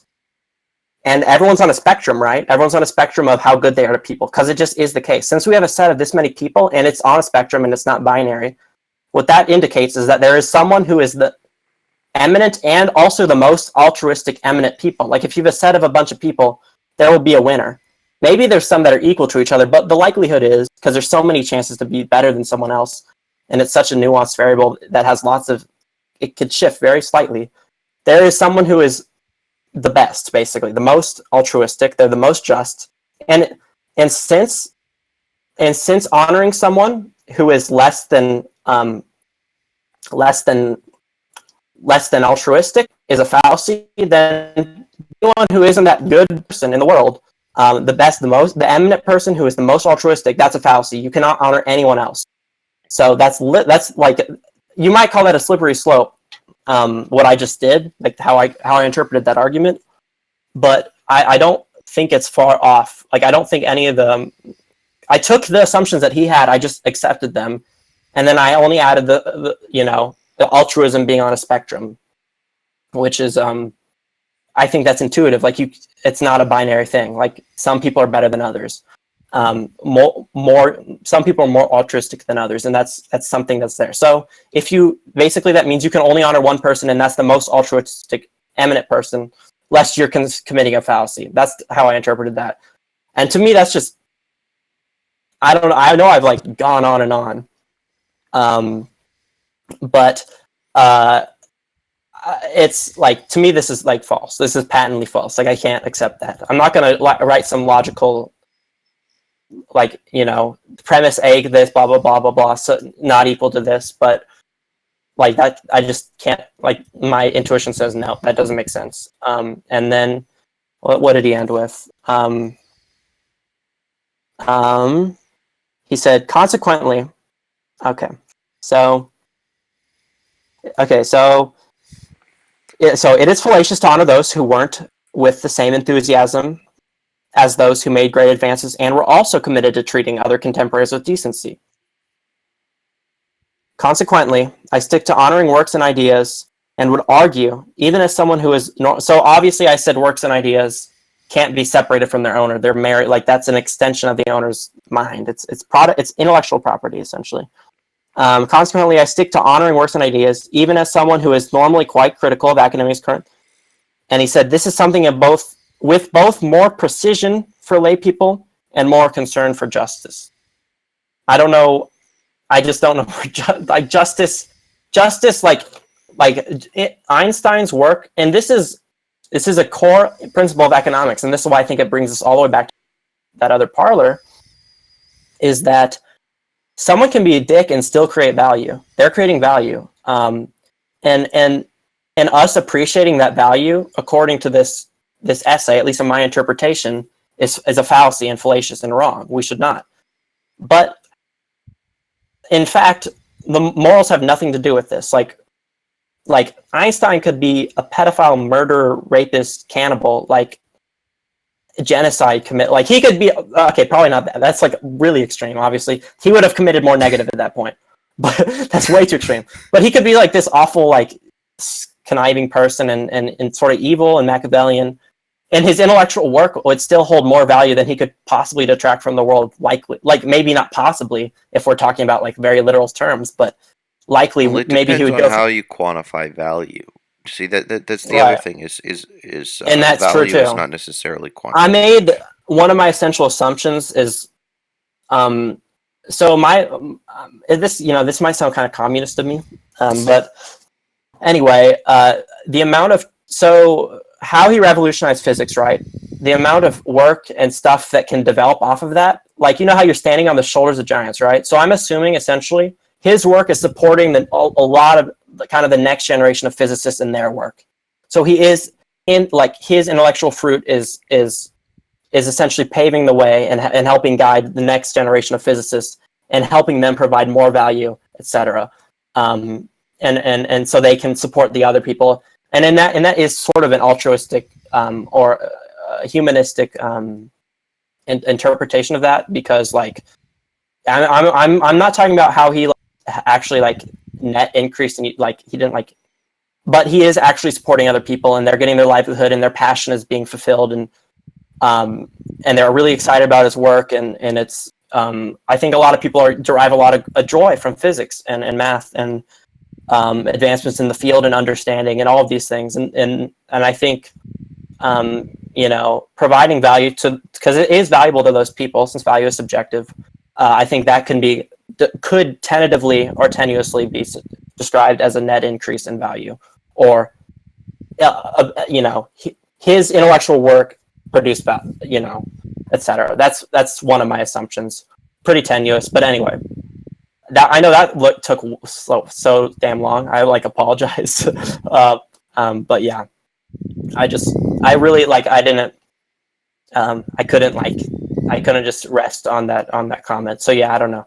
Anyway, I've rambled for like a long time. So yeah, I'll let you have the. Well, I'm just in the process of trying to figure out how to schedule the rest of the stream, due to the fact that we had stuff to get through that we can't get through now anymore. Yeah, my bad. Ultimately, you see, oh boy, I'm just not going to try to unpackage the Andrew White Cleary thing anymore. Okay, Because that's fine. I did have one cursory comment to make on the matter, but that's about it. And that's that. I think that the idea.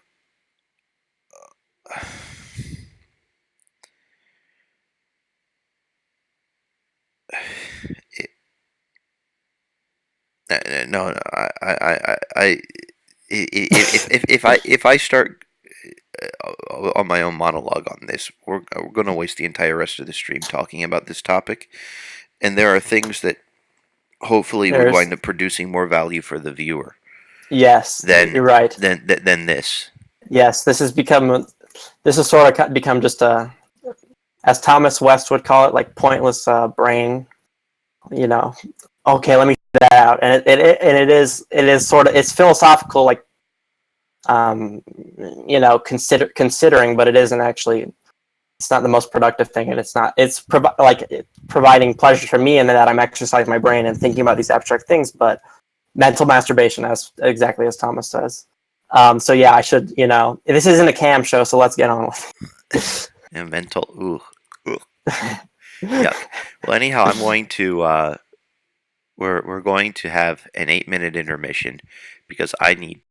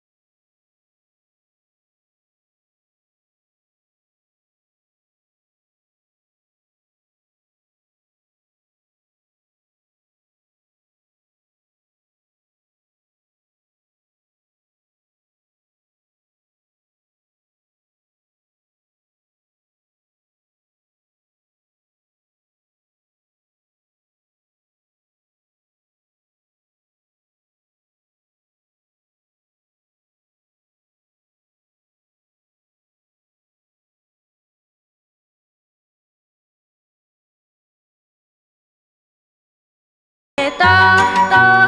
Tistan tan tan tallallei. Mitähän se Ville tahtoo? Mitähän se Ville tahtoo? Ville se tahtoo Eevan. Tistan tan tan tallallei. Ville se tahtoo Eevan. Ville se tahtoo Eevan.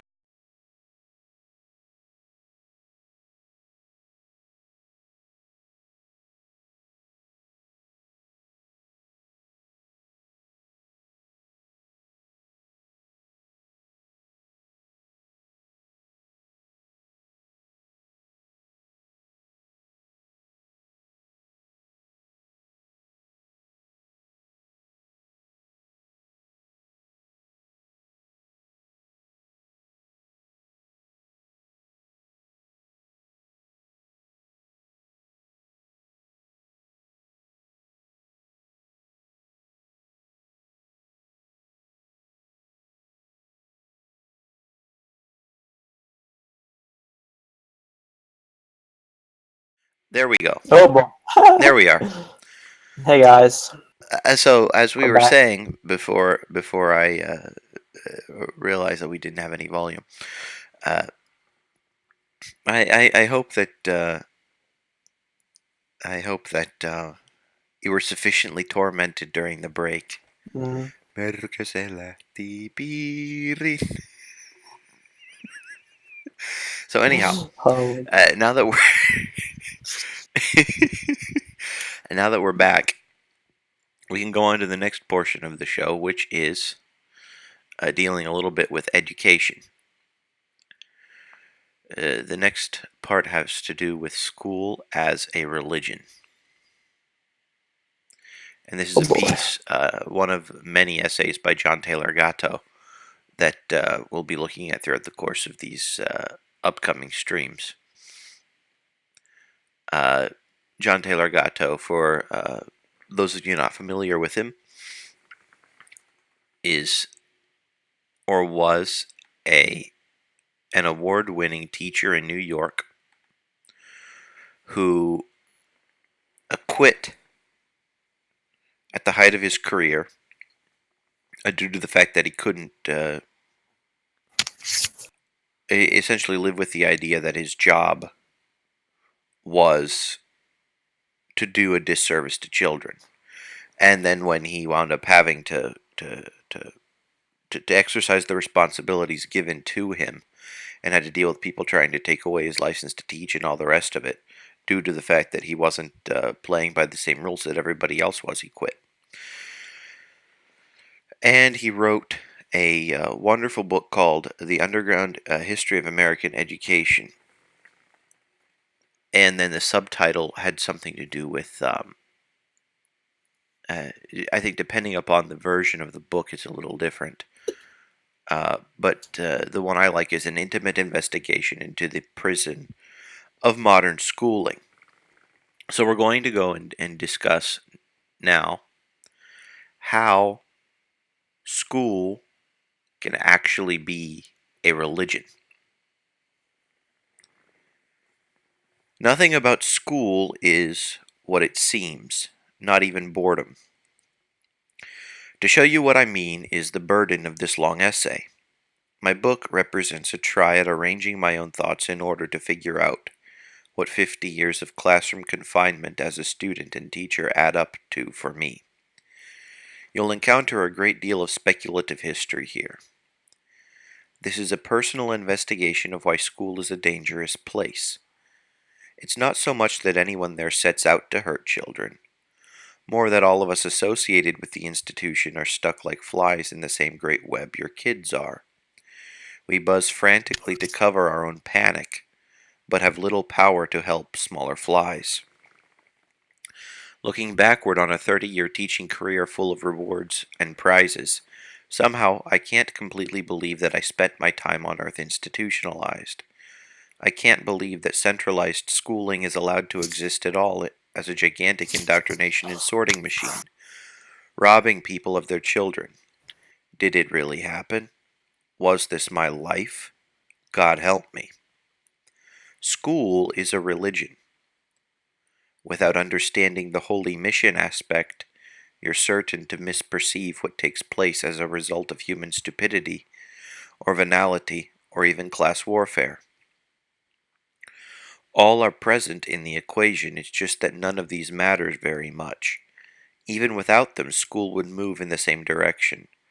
Dewey's Pedagogic Creed statement of 1897 gives you a clue to the zeitgeist. Every teacher should realize he is a social servant set apart for the maintenance of the proper social order and the securing of the right social growth. In this way, the teacher is always the prophet of the true God and the usherer in the true kingdom of heaven. What is proper social order? What does right social growth look like? If you don't know, you're like me, not like John Dewey, who did, or the Rockefellers, his patrons, who did too. Somehow, out of the industrial confusion which followed the Civil War, powerful men and dreamers became certain what kind of social order America needed. One very like the British system we had escaped 100 years earlier. This realization didn't arise as a product of public debate as it should have in a democracy, but as a distillation of private discussions. Democracy, there's that word again. Their ideas contradicted the original American charter, but that didn't disturb them. They had a stupendous goal in mind, the end of unpredictable history, its transformation into dependable order. From mid-century onwards, certain utopian schemes to retard maturity in the interest of a greater good were put into play, following roughly the blueprint Rousseau laid down in the book Emile. At least rhetorically, the first goal to be reached in stages was an orderly, scientifically managed society, one in which the best people would make the decisions unhampered by democratic tradition. After that, human breeding, the evolutionary destiny of the species, would be in reach. Universal institutionalized formal forced schooling was the prescription, extending the dependencies of the young well into what had traditionally been early adult life. Individuals would be prevented from taking up important work until a relatively advanced age. Maturity was to be retarded. During the post-Civil War period, childhood was extended about 4 years. Later, a special label was created to describe very old children. It was called adolescence, a phenomenon hitherto unknown to the human race. The infantilization of young people didn't stop at the beginning of the 20th century. Child labor laws were extended to cover more and more kinds of work. The age of school leaving set higher and higher. The greatest victory for this utopian project was making school the only avenue to certain occupations. The intention was ultimately to draw all work into the school net. By the 1950s, it wasn't unusual to find graduate students well into their 30s, running errands, waiting to start their lives.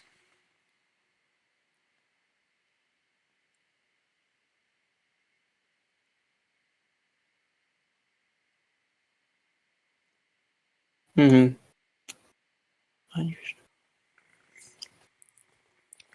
Yeah, and this is basically right. My focus is quite wavering, but it's essentially how, like we treat people like children for too long. That's the gist.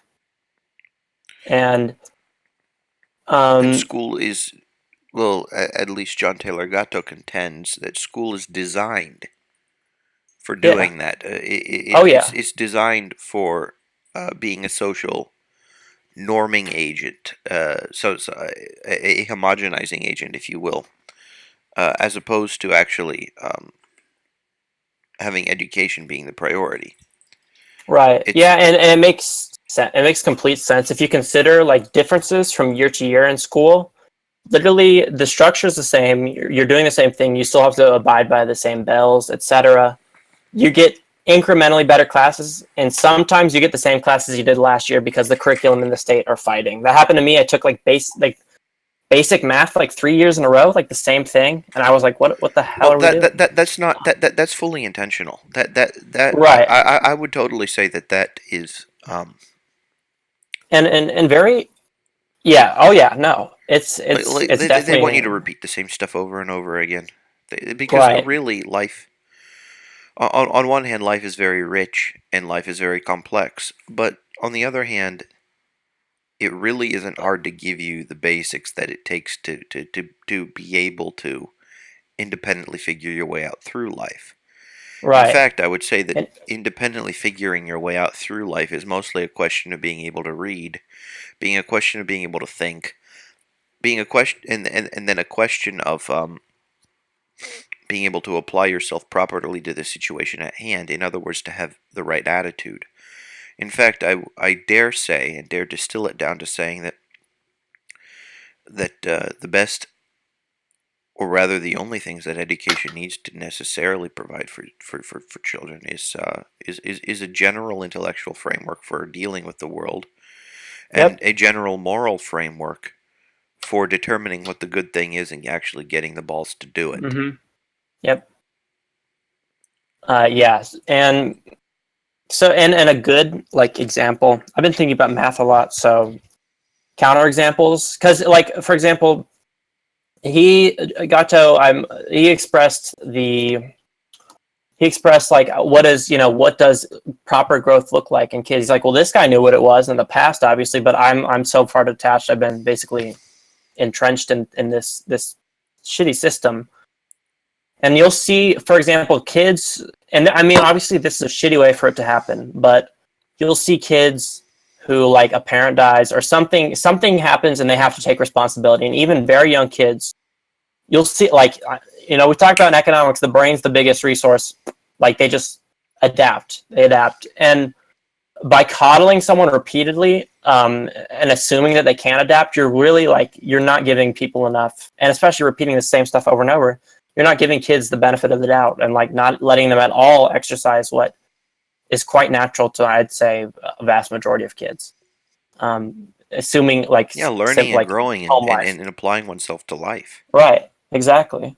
In fact, it's easier as kids with neuroplasticity and all of that. They don't need to be turned into a drone and set on a cycle like a washing machine or something. They you can grow them like exponentially. They really you can grow them as fast as they will want to be grown. Like it's to standardize them and assume that they can't do that is like literally just a waste of resources, and it's a waste of potential. Like it's literally wasted potential.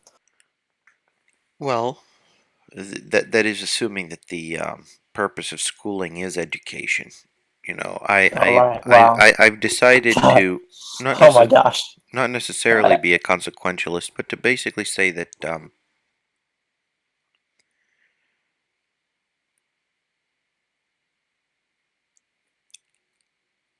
or rather just make the case that are people really that poor at understanding cause and effect to be able to say that Yes. I'll say yes. oh, so you think that people are People so suck poor at at cause and understanding effect. cause and effect to the They point suck where at they it. will go and design a school that doesn't educate and then never learn from it? Oh yeah. No, I said yes before whatever you were going to say, just because I know people suck dick at. So, I mean, sorry for the strong language, but they suck at cause and effect. People I mean, for like correlation does not prove causation. Like people have to be told that sort of thing. Like it is not an intuitive thing for many people, and it would certain people see the cause and effect, right? And part of that is just having an environment where they're able to see it, and where they are somewhere where they at least have a sense of perspective. But some kids are, entrenched, just like Gato is like, well, I don't know what this looks like, and Yeah, well, even so, he managed yes, to do a very good job with he's the children who went through his classroom. Yes, and that's because he was like an exemplar of a teacher. Like really, like this guy's, and you can tell like he cares. Like you don't write this shit and quit your job when you're the the top ranked teacher, etc. And he knows within the school system, even if the system is shit, the students who come through him are getting value because he's that good, right? But the school was incrementing on his ability to give value, to provide value, and he figured, he's like, well, it'd probably be a better use of my resources to try to turn this whole thing around and use what I know to advocate, etc. Well, yeah, that's a hard. Ultimately, his advocacy has had a positive effect. Yes. I mean, he's written books, and those books have been seen by thousands, if not, I'm not sure how many people have actually read the book or at least been indirectly influenced by his work. I know many people who do homeschooling, and it's interesting that people have a mixed bag of feelings regarding homeschooling. I would say that probably happens partially due to the fact that there are mixed definitions of homeschooling, too. Some people think that it's sitting at home at a cramped, too small desk with a parent wielding a whip. And then other people think that it's, parents letting children run around with no structure whatsoever, no discipline, and all play and no work, and letting the children fall into a horrible academic situation or a horrible educational situation in which they're completely incompetent. And then other people think that, well, it's on a needs-based situation. Well, the child needs this kind of education. Well, let's go and figure something for him. The child needs this. Well, let's go figure something else. And then a lot of homeschooling isn't conducted at home. A lot of homeschooling can be conducted in other places and with other people than the parent being the responsible adult present. Yeah. So but to me, I have a question. Homeschooling is a mixed bag. Okay. Yeah. So obviously, and this is, I think I have the answer to this question, and it's argument from authority. But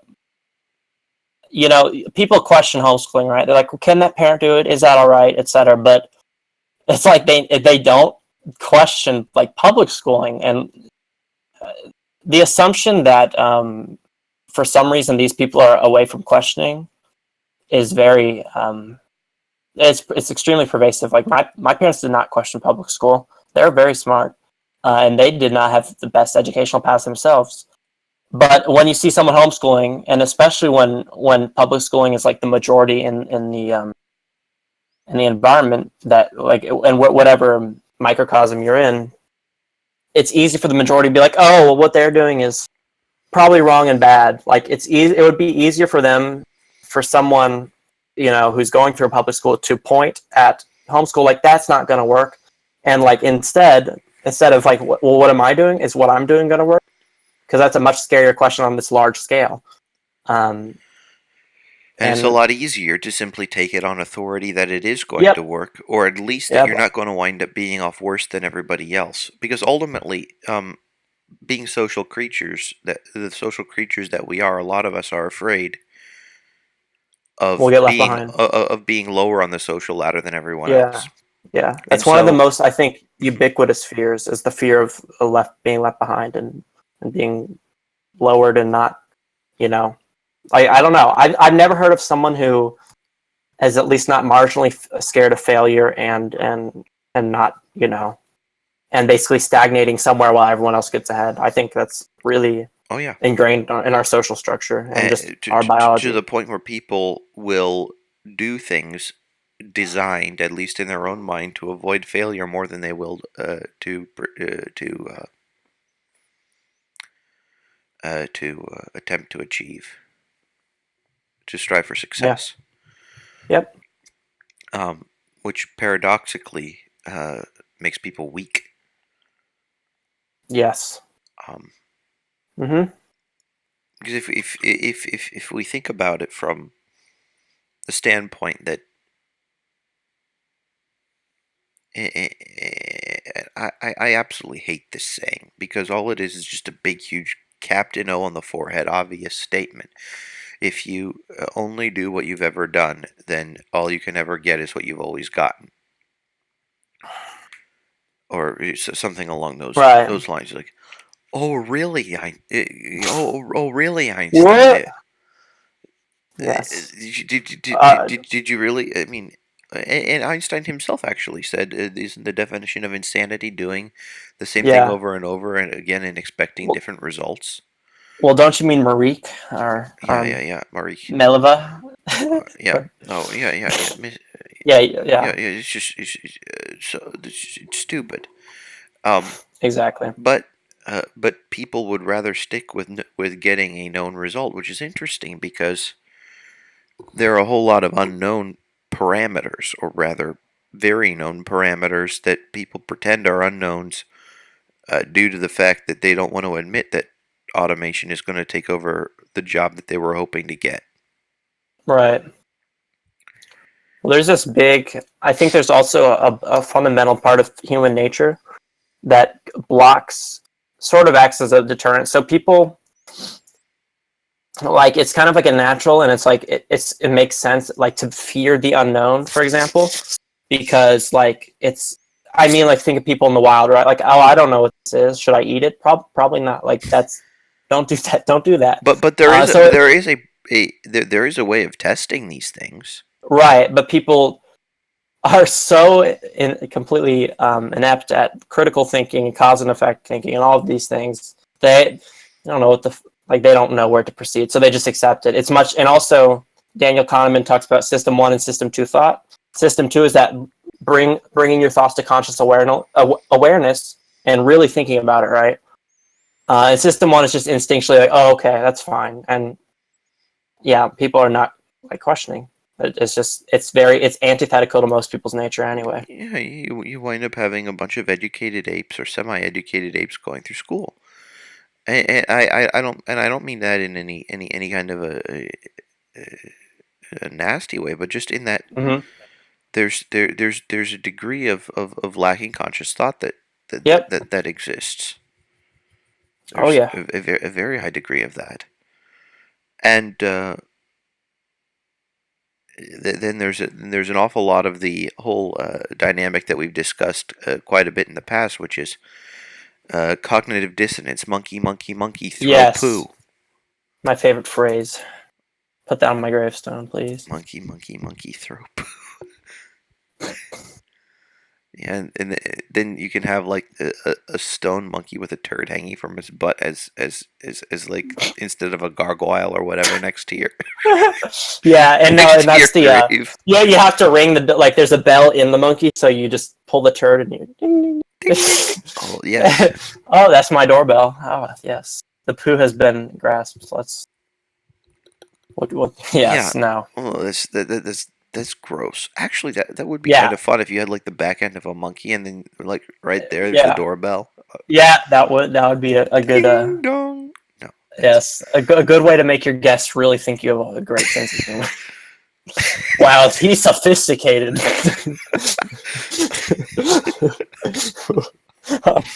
Ugh. Well. Anyhow, going kind of back to the topic at hand. Mhm. This whole and essay by essay, John Taylor Gatto goes and systematically destroys the school system. But he doesn't leave he doesn't leave people hanging either, because in spite of the fact that in spite of the fact that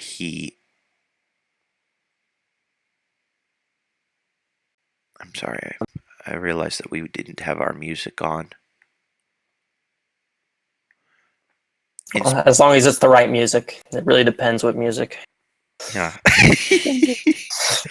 All the way through the strings. Just Thomas West in his brain, he's just like, okay, I can't take. I can't take this anymore.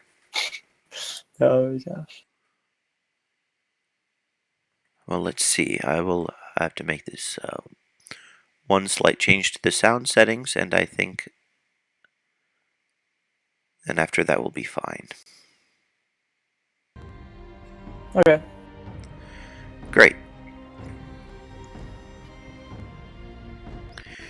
So going to the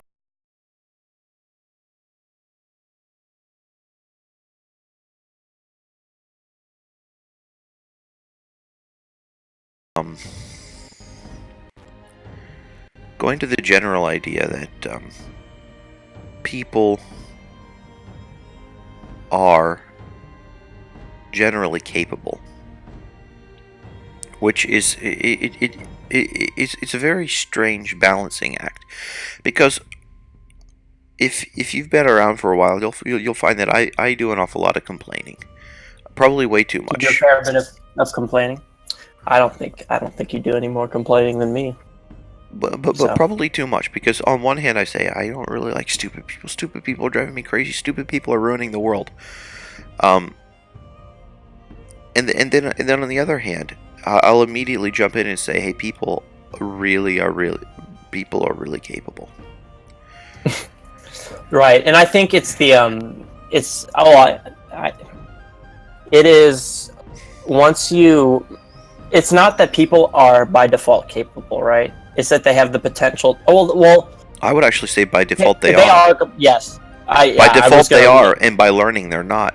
But the thing that I guess kind of confuses me is that it's so very easy for people to get solidified into a particular paradigm, and unquestioningly swallow it and all associated thoughts and ideas. Well, and you wonder. In other words, I don't understand how education makes people so or rather, schooling makes people so closed-minded. Because every single time that I wind up I've wound up being exposed to that sort of a thing, all it's ever done is rub me the wrong way and push me even further in the direction of thinking, well, this whole thing doesn't make sense. And I would say that's largely due to the fact that I at least have some semblance of self-confidence, some semblance of trusting in my own judgment over the judgment of other people. Yep. And I always had that innately and irrationally to just, I'll say it was just there. And so I naturally, when I got to school and the structure and shit, and I got people tried to, tell me what I'm supposed to be doing and what I'm not, and etc. Do this at this time. Like, it did not. There was a lot of friction. So yeah. Going with that whole thing, I suppose there are people that are more agreeable than we are, or Yes. those people that would be more compliant. Yeah. So there are aspects such as compliance that go and make the perpetuation of a system like this more possible. Yeah. Yeah. Oh yeah. But and but the thing is, if you wind up at the very beginning going and saying things like, you are capable of making your own decisions, and then you go and you take a child through the process of learning to make their own decisions and through just doing it, getting years of experience, if they wind up going to school at all, there's a lesser likelihood that school will go and ruin their situation than if they've just gone and not been expected to take any kind of responsibility. And so I would say that an awful lot of the responsibility lies with parents to teach their children to take responsibility from an early age. And it's not hard. Just very, very simple things like make a request of your child. Hey, would you please help with this? Or make a demand of your child, where we are cleaning up our toys before going to bed. Just laying things out. Number 1, first you brush your teeth. Number 2, then you get a sticker. If you whine while you're brushing your teeth, you do not get a sticker. Yep. Or if you whine while putting your stuff away before bed, you do not get whatever. You just that's very positive structure. That's positive structure. And then what you do is builds habits. yeah, and then once the habits are there, you make part of the habits teaching them how to set their own goals, and they always need to be measurable. Yeah. Oh, yeah. Time bound, all that stuff. Yeah, you need to have a thing of, okay, the toys are going to be picked up before we go to bed, or the homework is going to be done before 8 o'clock, or whatever it might be. And of course, I'm not going to say that I'm going to be giving my kids homework. I'm not.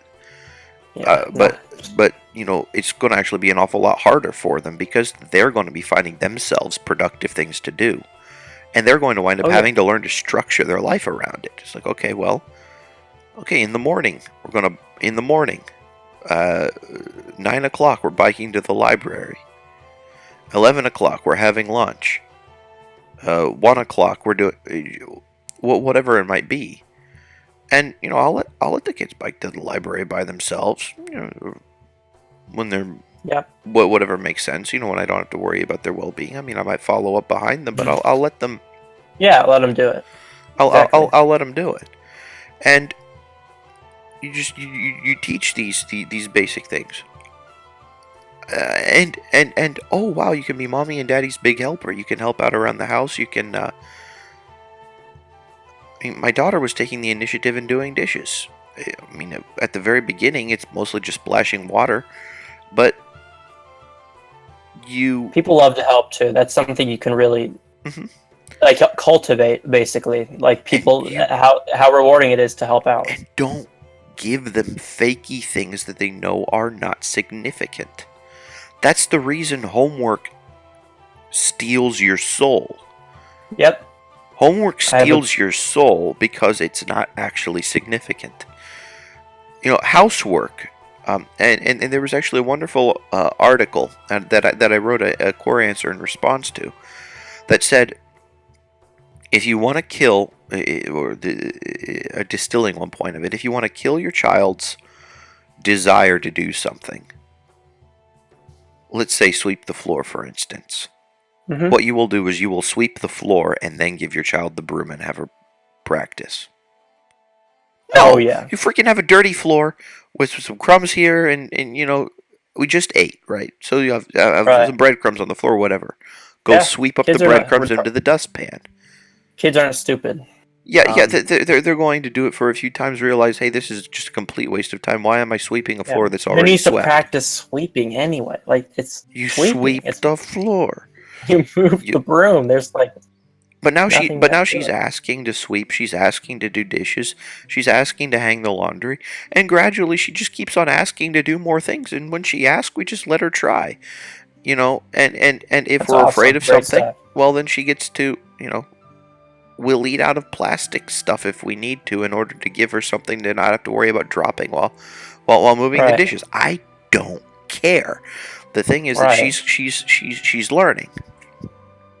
Exactly. And then when there's a goal in mind, or when you see your kiddo struggling with something, and I'll give the example of my youngest is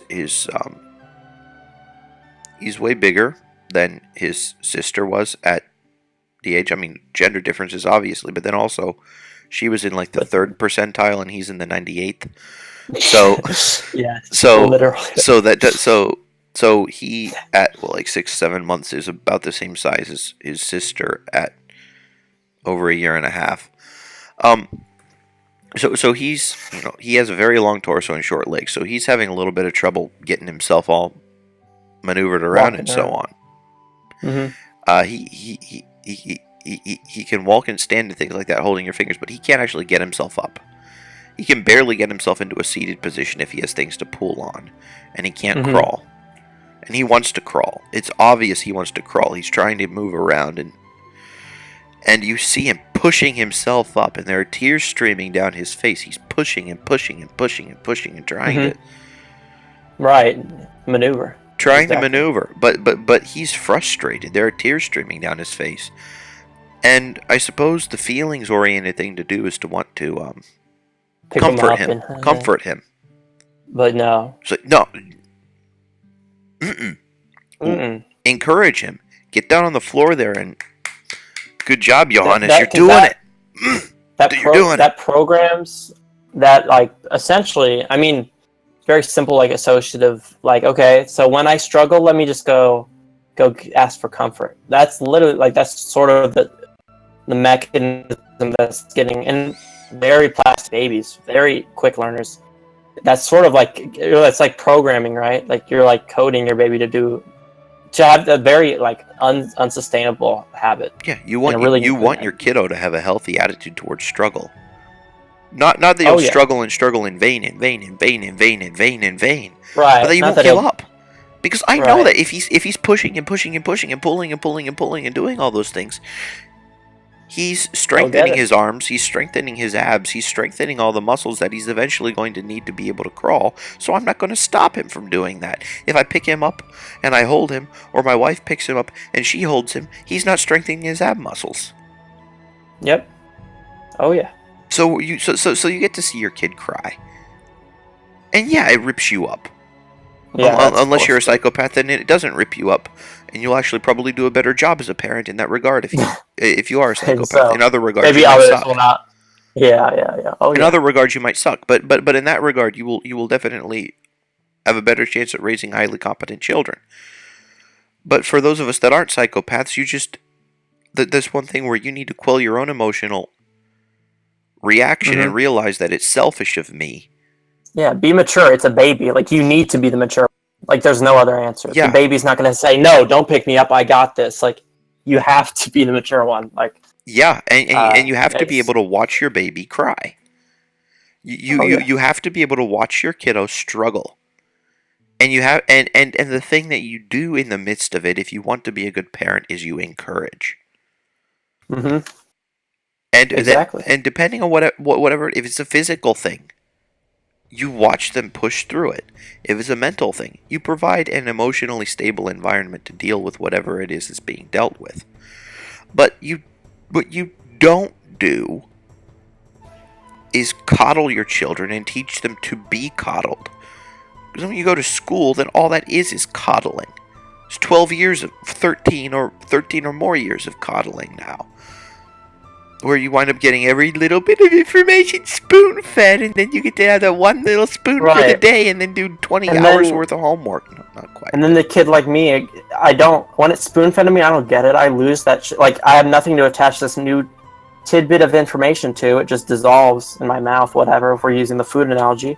And then a little bit more comes. Like, I want to take mouthfuls. Like, I want to know what it tastes like. I want to, like, dig in and, like, really just dive into the material. And God, that trickle-down system, I just call it the trickle-down because it's like you're under, like an icicle, and it's just melting into your mouth, and you're like, I just want to bite the shit out of that thing, like, stop. Yeah, that's sort of,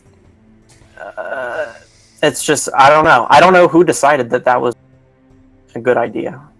I guess it's easy to standardize that because everyone can at least, everyone can eat a tiny mouthful of food at a time, and they're probably gonna eat at the same pace because it's just such a small amount that the variance does not. There's no time for the variance to really grow. You know what I mean? So it keeps everyone in lockstep. Because how fast can the world's fastest eater eat a tiny piece of cookie compared to someone who's not that fast at eating? Not that much faster because it's tiny and everyone can swallow it. And it's like laziness. It's like ingrained laziness in the system. They're like, okay, well, it'll be easier if we just make sure everyone has to do it at the same time. And trickle down is just a terrible way to learn because you don't get a feel for what it's like for what actual learning is like and what application is either, or the significance of what you learned. It's really hard to hold all those drops in your head and like connect them, and like make sense. Mm-hmm. So yeah. It is So, and that's the thing, is if the parents go and have an environment that's conducive to learning and growing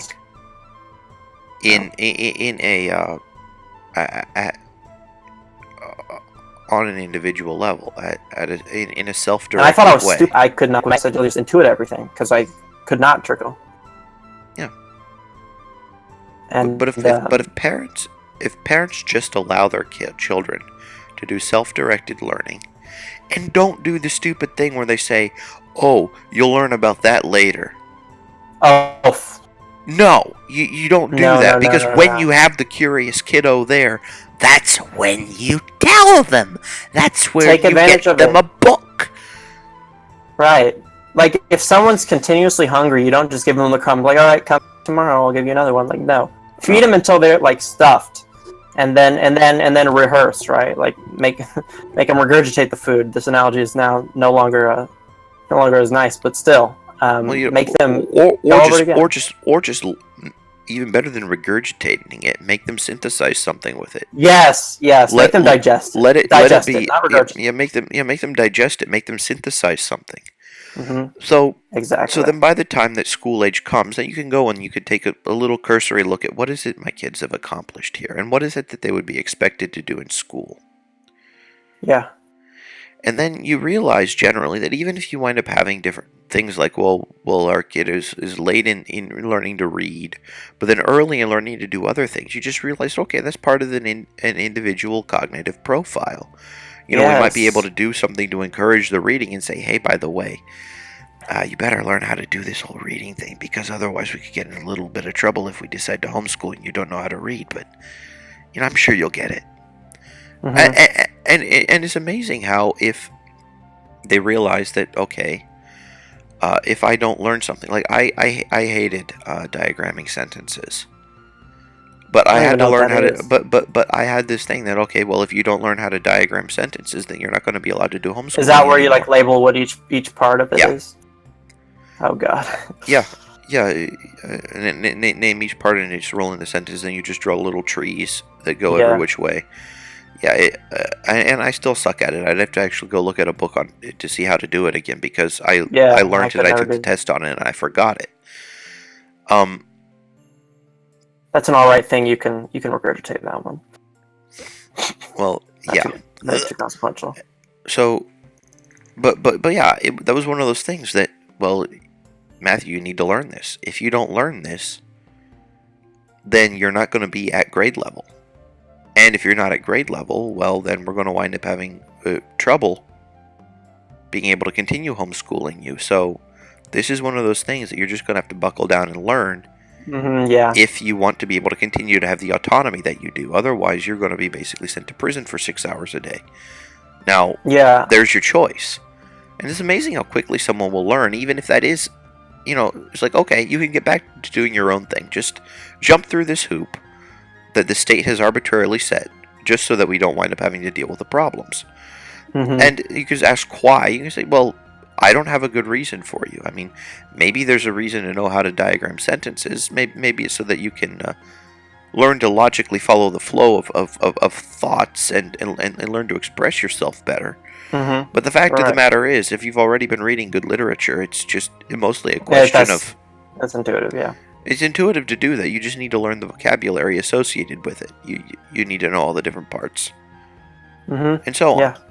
But then you'll just do it and then move on to bigger and better things. Exactly. And that's it. That's pretty much like. Yeah, and the jumping through hoops thing, like giving someone like some sort of motivation. Like, I was constantly getting in trouble in school. My parents were like, if you keep doing this, you're not going to see your friends. And my behavior like cinched up. Like, instantly, I was like a good kid in school. Like, instant. I had all these instantaneous, like, my parents were just like, well, Steven, and it was always my friends, because I'm the extroverted kid who wants to tell everyone that what 100 plus 100 equals, and it doesn't matter. I just need a backboard. And I really need, like, I couldn't sit alone. Like, I'd be so bored. And that happened to me when it came to potty training. I was so late at potty training because I was an obstinate kid who was like, "This is luxurious. You can walk around and just shit anywhere, and like, it doesn't someone matter." else will clean up after you. Yeah, I'm like, this is the life. And then my mom's like, "Yeah, you can't see your friends unless you use the toilet." And I was like, "Oh." Started using the toilet instantly. It was no. Yeah, that's and that's the way it works. You set parameters. You don't push and force the kid. You shape the boundary for them. Yeah. If this, then that. So if a kid is you know those marble mazes, right, where you put the marble in and it goes down all the plastic tubes and stuff. You don't like use your finger and scoot it like around. You shape the marble maze in a different way, and the kid they'll go through it. But that They'll go involves. through it. But that involves. It involves thinking. That involves initial or individual initiative as well. Yeah, And that's exactly. scary because lots of people, because of this whole collective mentality, they don't want to fall behind, and they're afraid that if I make an individual decision, then there's a likelihood of me falling behind my peers. Right. But so this fear of failure goes and underlies pretty much everything in the entire educational system. Yep. Which is interesting because the most successful people in life are the ones that fail the most. You know, who cares if you fail 99 Great times point. if you get up 100? As cliche as that is, yeah, it's great. It's super pertinent. Yeah. Yeah. It's that's super relevant. And yeah, no, and when I was young, and this is negative, like this was very negative. This is what I cultivated. I was very used to not like hitting friction with basically most like I'd hit friction with like authority, but I expected that, and that didn't rub me the wrong way. I didn't care. Mm-hmm. but with certain things, I just would like they just made sense to me. I was like, oh, this makes sense. So I got used to sort of coasting, and then when I hit struggle, I felt I equated like, and again, this is just me having my overactive mind and stuff. I was like, well, I'm incompetent. Like when I hit struggle, like struggle I just didn't equals inadequacy. Yes. Yes, exactly. And I had the same thing. I did and, not and like. that was with being advanced in many things, and that's why I say just let people go at their own pace. Right. Exactly. So they can struggle at their own pace. Right. Because if someone's going at their own pace, they're going to be struggling. They will. John Taylor got. They're going to be hitting their ceiling. If someone doesn't learn to read till they're 9, versus if someone learned to read when they're 2. It still means by the age of 13, both of them are reading. Yeah. Exactly. They're literate. Yeah. And ultimately, literacy and having the right attitude toward things, I mean, that's huge. If I can read about something and I want to accomplish something, then I can read about what I want to accomplish. Reading try until I succeed. Reading is it's so incredibly important. Like it's the one thing that I did do for a vital period of my life that I'm lucky, and I'm lucky my parents read to me, and I read pretty early. Is that I did voraciously read books for elementary school, like 2nd grade to 4th grade. I'm ADD. I got really into fantasy books. I loved like just the stories, imagining the worlds, going in, and I just like dove in, or just read whatever. I didn't care about the reading. I scored way higher on the reading level test, and they set me down. They put my ceiling lower. They're like, we don't want kids reading those books because they're too high level. Like that's bullshit, I remember right? having to negotiate with the school librarian because I would go for certain classes. As a homeschooler. I read like The Hobbit. Yeah. I would go as a homeschooler. They had a special library hour every week or something that at the school, and I had to negotiate with the librarian to let me read real books. Yeah. Well, luckily, I've always been obstinate and assertive, like to freaking everyone. Like even if it was not, it would have not been good of me to like display those traits. I don't know. I was classically sort of a dominant personality that wants to get its way. So I read like Harry Potter or something. I was like 2nd grade. Like those are not like complex books. They're sizable and they're long, but it's not like reading. I'm not reading the Critique of Pure Reason. And my reading level was way higher than that anyway. And I had read The Hobbit and Lord of the Rings.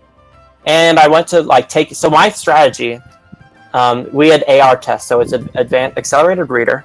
And we have to reach a certain amount of points per. So each, like a big book has a lot of points and you have to reach your point goal. Well, I would not some kids would try to increase their point goal and just keep going up. And I liked reading for reading. I didn't care about like taking tests over the books, and I understood the books So I didn't want to just waste time doing extra stuff. So I would my point goal would not be super high. So I would just read a huge book to get it all out in one swoop. And so like the beginning of the semester starts and I've already read this book. So I can just instantly hit my AR goal. And she's like, this book, it's out of your assigned level. And I was like, I read it and I understand it. Let me test over it. Like, they're like, no, we can't. I was like, I started crying. I was like, no, I'm testing on this book. And of course I got it. Like, of course I passed the test. Like, but I was obstinate. And I'm just fortunate that was like a part of my personality, right? But you shouldn't need to be that obstinate in order to exactly. You shouldn't. In that a kid should not have to hold. Should not need to go and hold adults to task. Yes, for exactly. performing their role. Except, right. Of course, the role of a teacher is not to teach. Shh! Don't tell the good ones that. Oh God. Yes. Yeah. No, I was stubborn. I didn't care what intuitively, I never accepted the argument from authority. That just didn't make sense to me. I was like, they don't know shit. I read the book. I get it. I'm testing on this. I will sit here and cry until you let me take a test on this. This will become way more of a pain than it is worth your time, and it worked. I was luckily cognizant enough at the time. I was like, well, if I just keep doing this, they're not like. I knew how to get my way if I really tried. I knew people had like a limit of what they were comfortable. But that was, because I was naturally very obstinate, I was also very emotionally receptive of people, and I was good at gauging them. Like an ENTP, that's one of their things, is they gauge, and I was constantly doing that. So it should not require a kid to have those two traits to get through, right? Because most kids, they'll be like, no, that book, you can't read it. And they'll okay. And they'll be dejected and feel sad and shit. And so yeah, it's terrible. That system is like fucked. So. But yeah, I don't know. Do you want to move on to economics? Yes, I'm actually in the process of pulling up the free market book. Awesome.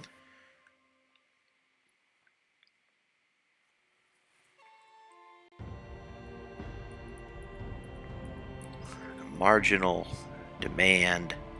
We're going to go to supply here in just a bit.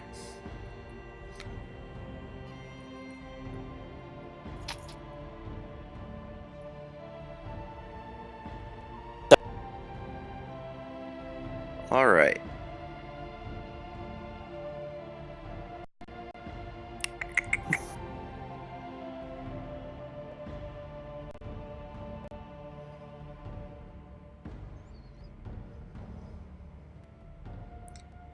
Here we go. Chapter 6, Supply. You'll find the link to the PDF that we're looking at in the description. Ceteris paribus. Will sellers of a good or service want to sell more when they can get high prices or low prices?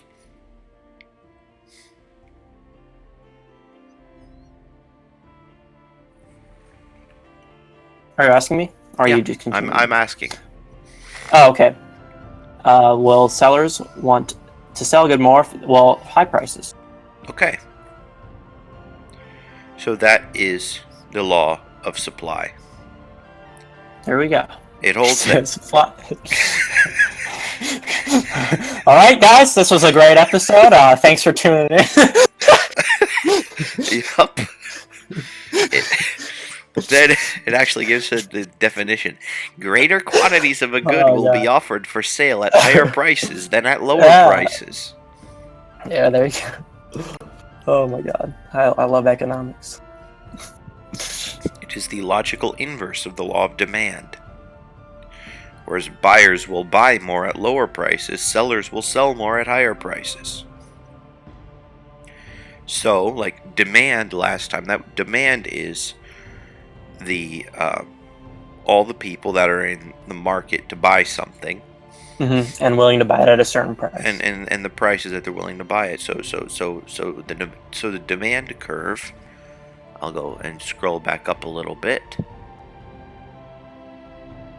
to show the demand curve for a bottle of water. Shows going from the first person's first bottle of water to the last person's last bottle of water, how much they would be willing to pay for it. And that particular curve exemplifies the behavior of people in buying. Well, you wind up getting the similar kind of a curve for people selling. And that's kind of in accordance with this. Here we have corn production. So some corn. So if we start, so let's say Hiram is producing corn, and if he produces 100 bushels,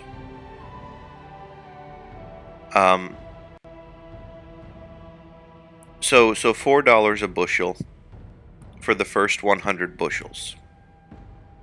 Hiram is willing to accept. And then for the next 100 bushels, he will only accept 5, because that means he needs to go and do more work to make the next 100 bushels. And then for the third 100 bushels, because it's marginally so much more extra work, he will charge 9. Yes, sir. Yeah, which is basically like the cumulative price of the first and the second bushels. Yeah, but combined. It doesn't matter if it's cumulative or not. It's just what he's what he's willing to do. Exactly. I was just iterating that, okay. Showing that, it increases quite. Yeah, it increases, and that's because of all of the different constraints for producing more. It's like if you let's say you're tutoring, and you're tutoring at a rate of $10 an hour, and immediately your schedule fills up to 40 hours a week. Well, there you're making $400. Let's say you raise your rates to 20 an hour, and you still wind up getting 40 hours a week of tutoring. Yeah, gosh, you were way underselling before. Yeah, then you were way underselling. But let's say you get to the point. Okay, I raise my rates to 35, and or let's say I go to 40. Okay. And now I get 30 hours. Well, I would still rather tutor for $40 an hour for 30 hours than $20 an hour for 40 hours. Yeah, you get more money and you spend less time. That's great for you. Exactly. But then if on top of that, let's say I'm used to my 30-hour work week, and someone else wants to do tutoring, well, maybe my extra time is worth more to me. So it's like, okay, you're $40. If you want my extra time, you're gonna have to pay me $50. And then once you get your way all the way up to a 60-hour work week again, I was like, well, maybe I'm gonna need 100 to do a 61st hour. You are just rolling in. But that's the way supply and demand works. Exactly. I mean, Irving would allow a price of $3 a bushel for the first, 105 for the second, and 6 for the third. Jonas, 4 for the first 100, 7 for the second, and 11 for the third. Yeah. And it just has to do with, if you line it all up, you wind up getting a curve that looks like figure 6.1. So basically, the constraint is the supplier will accept, or rather the total supply, all of the suppliers in existence will accept a price above the supply curve, whereas all buyers will accept, or rather all buyers in general, all those demanding something, will accept a price below the demand curve. And so ultimately you wind up dealing only with the region where the supply and demand curves intersect with one another, that you actually are able to engage in trade. So just as economists organize the many different potential buyers of a good in our imaginations by lining them up according to willingness to pay, we organize the many different potential sellers by lining up in accordance with how little they'll be willing to accept. So we do our nice supply curve, and that is how you make it. It's very, very basic. It's curve, wonderful. yeah, it tells you an awful lot about what people are willing to do, and the supply curve can change. It's really powerful as heuristic. circumstances change. Yeah. Yeah. Similar to a demand curve, a supply curve gives us quantity information about costs and cost information about quantities. So, what does the supply curve tell us about a $6 per bushel? Well, if we look at $6 per bushel, and I'm going to have to, I think, do a different kind of screen capture here in order to make it actually work. So I will ask that you please be gracious, be patient with me.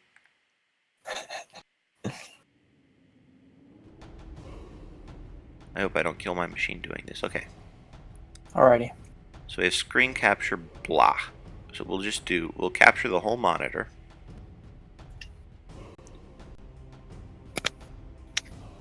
And then we'll go over here and we'll take a little look at $6 per bushel. Infinite.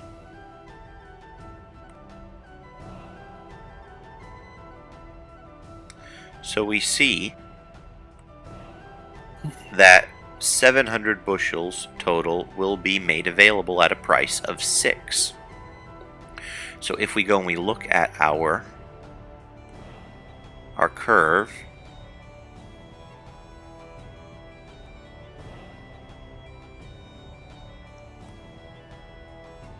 this is the region of the curve whose area corresponds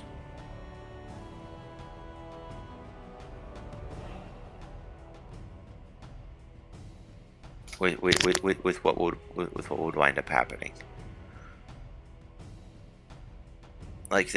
These people, of course, they would accept more. This can go up all the way to infinity here, because I guarantee you, Kurt or Irving or whoever it is, if you're saying, okay, will you produce 700 bushels for me, or will the market produce 700 bushels for me, and I'm willing to pay $50 a bushel, well, of course they're going to pay you $50 a bushel.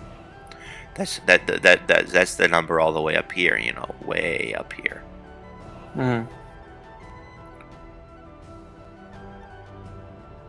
So that's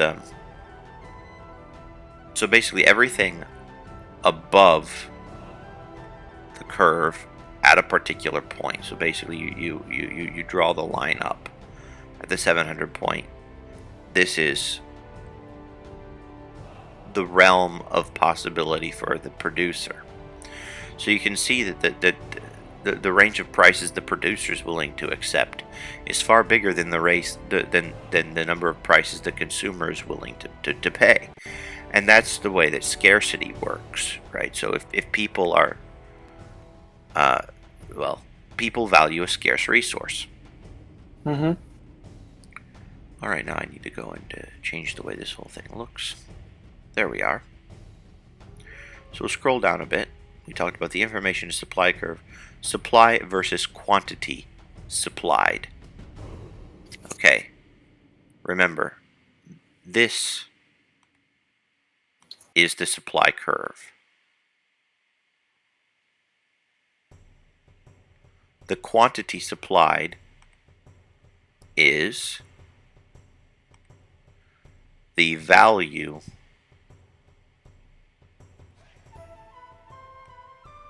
on the x-axis of any point in the curve. And then, of course, the cost is the value on the y-axis of any point in the curve. So quantity supplied and supply are two different things, just the same as quantity demanded and demand are two different things. Important bit of semantics there. Yep. especially for like AP tests or just economics things in general. Like that needs to be something you can recognize. Supply and quantity supplied are not the same. So here we have figure 6.2, an increase in the supply. So an increase in the supply means that any particular price point, people are going to offer more bushels of corn or more bottles of water. So an increase in the supply would cause the curve to move to the right. Because you can see, you look at the cost, you look at any one given cost, Oh yeah. and you realize that, oh, curve number 1 intersects here, and curve number 2 intersects here. So the distance in between the two curves is the difference in the quantity supplied at any particular cost. Mm-hmm. So if the quantity supplied at any particular cost goes up, well then the supply goes up. And if it goes down the other way, well then that would be a decrease in supply. Yes. Now this supply curve moves to the right due to people being willing to accept smaller margins, due to increases in technology that make production cheaper. Basically, innovation and to some extent austerity, but definitely not the same extent because that has a larger widespread economic impact. So innovation causes the supply curve to move to the right.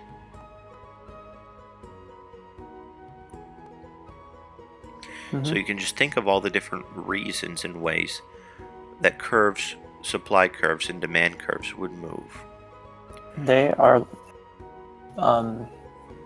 The number of very, suppliers. I was just gonna say they're very. I don't know. Like I'm picturing if you have the supply and demand curves for specific economies over time, like moving around just so much, and you could predict just so much on just how these little lines are moving together. Oh yeah. Like a lot. If more people really enter cool. the market, prices will go down. Mm-hmm. If it costs less for pesticides, it's going to cost less per a bushel of corn. If innovation takes place, a bushel of corn will also cost less. Yeah. Exactly. And ultimately, And it's wonderfully intuitive as well. Mm-hmm. There's no trick thinking involved or any contortions or it's just so it's one of these things that you can think like I wonder if it's like it economics is a great lens because it's stuff that you probably were aware of. Oh well, this price increased, or maybe you weren't, but let's just assume you were aware of these things. But it like opens your eyes to like what these things could mean, and it's like in chess looking a few moves forward. When you see this move happening, you're like, okay, what else is happening as well? And I really like the type of thought that economics kind of trains. I think it's really, really, really practical. Extremely. Yeah, it is. And then, of course, we'll get a few diagrams of supply and demand curves together the next time that we meet tomorrow. Yep. I mean, econ is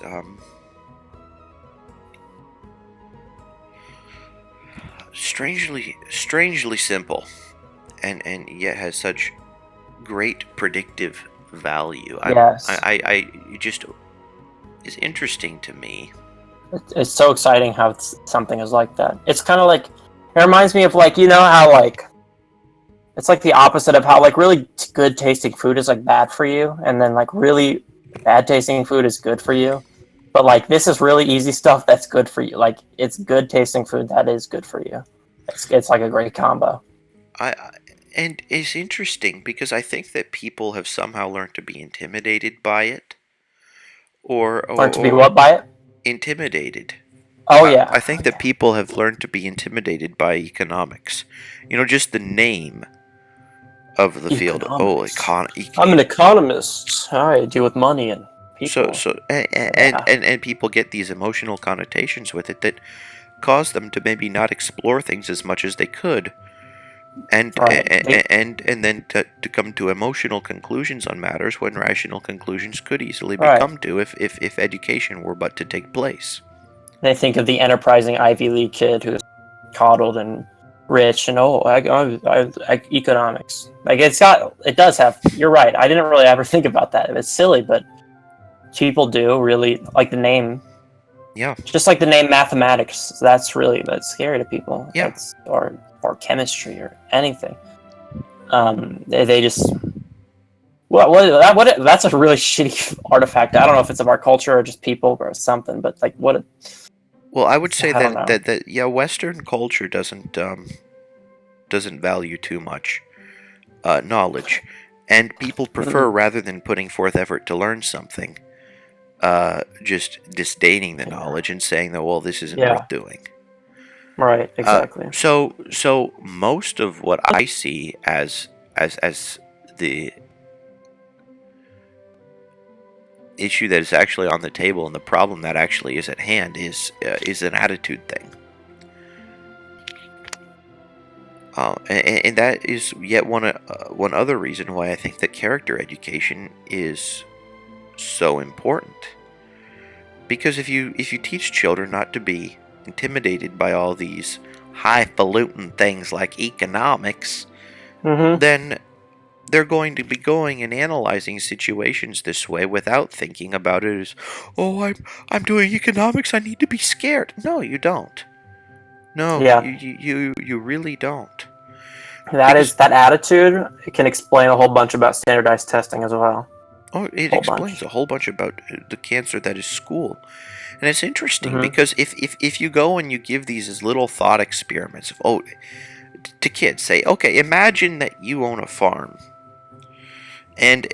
Or imagine that you own a water bottle selling company. You're going to go to the baseball game on the diamond on the corner of X Street and Y Street, and you're going to go sell bottles of water. Do you want to get $5 for your bottle? Do you want to get $10 for your bottle? How much are you willing to sell your bottle for? And you start there. You ask the kiddo all the questions, and you realize he comes to a knowledge of economics. He comes to an understanding of what's going on. And then later you tell him, oh, by the way, that's econ. You will have blown the mind of his parents, and he who, if they ever thought that econ was difficult. Oh yeah, that's a really great way to introduce people to a variety of things. Like, oh well, you just did that. You're like, huh? Discord is being really, really strange. Could you refresh your image in Discord? Try this. Turn off camera. Turn on camera. Is that better? Now I can't see you at all. I turned the camera on and off, or off and on. Oh, I see. Interesting. Okay, now I can't see. Now I can't see you at all. Here, wait. Do it again. All right. That's interesting. It is interesting. Okay. But to be fair, we have 4 minutes left, so it could. Oh, I'm looking at the stream. I saw myself flash. Yeah. Oh well, you can just, if I turn my camera off, for example, I will appear on stream, but it will be me when I was like 12 or 13 with a bar, looking off into the distance, very in Steven land, quite obviously. But I didn't know that. So Discord was around when you were 12 or 13, or you just picked an older picture? No.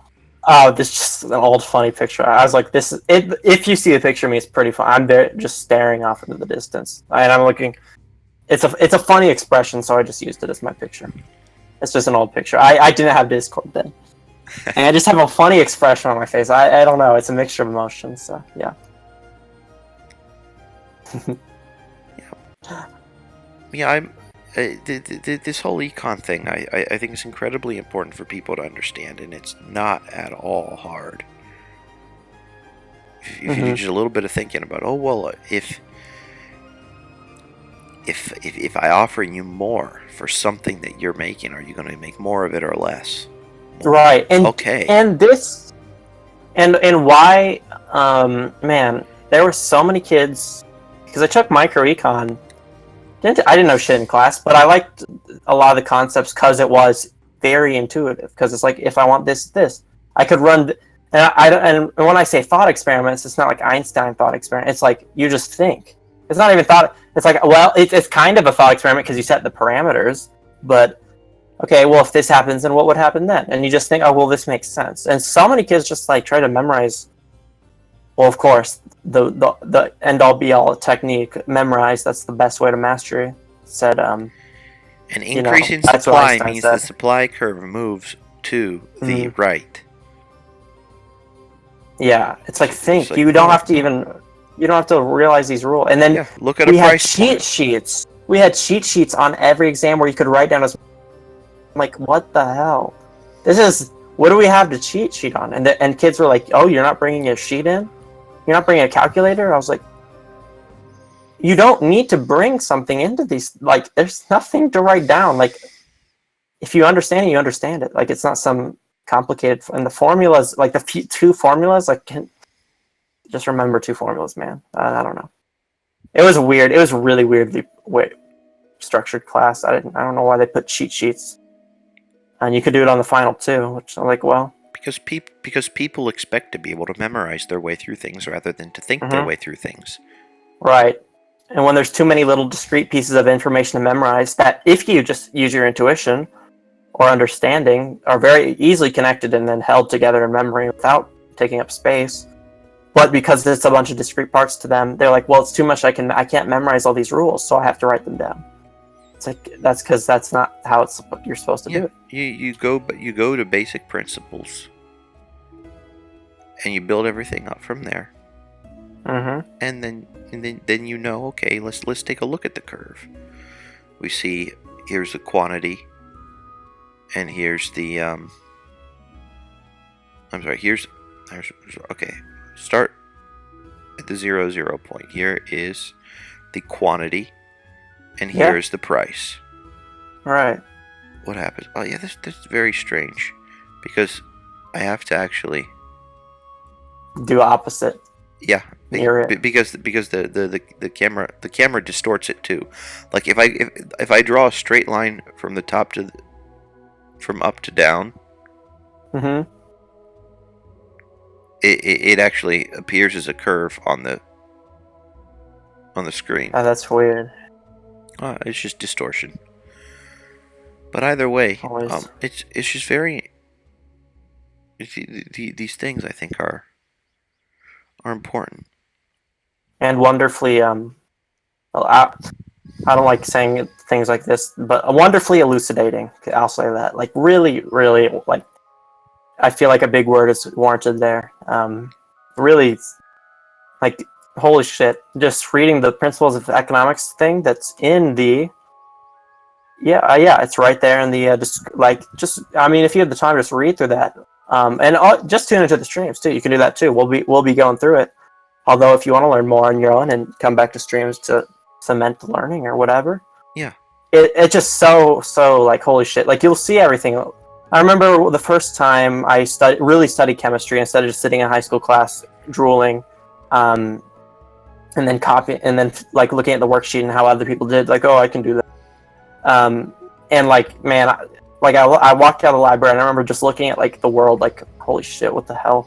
Like, really, like, this weird looking at everything. I was like, there's particles everywhere. Like, it's just, like, freaked me out. I was like, holy shit. Like, but also in a really cool way. And learning about economics has given me that very similar effect where I'm like, wow, that is, like, I don't know. It's just a really wonderful feeling. I don't know. And I think it's super worthwhile. And then going to the understanding of, okay, what does regulation do? Those wind up becoming, well, the answers to some of the difficult questions that we're faced with in society today wind up becoming an awful lot more apparent if we take a dispassionate look at the economics behind things, as opposed to trying to integrate all sorts of other. I mean, still, you wind up having the basis. You always have to figure, okay, what's good? Obviously, we want to aim at what's good. And Mhm. and I'll bet you can find people that would argue that it's better to live in abject poverty and have everyone be the same than to live, Yeah. uh, have everyone die at the age of 30, as opposed to have some people dying at the age of 60 and other people dying at the age of 120. Mhm. And as Matt said, we start with the good. Look at the good. This is corny. Then move on. What's true? Look at the true. And then after you can comprehend what's good and then what's true, then you can appreciate the beauty. And that's what happens when you systematically push the limits of taboo thought. Well, that's a great way very to corny. end the stream, Mr. Stutz. Thank you for bringing us back to first principles of Yes. what it is we're trying to do. Oh, of course. First principles are the best principles. I can't wait Much until we better start. much better than school principles, I'll say that. I can't wait until we start calling certain sacred cows that happen in these later economics lessons. Oh yeah. Oh, there's some fat cows. Oh yeah. We'll be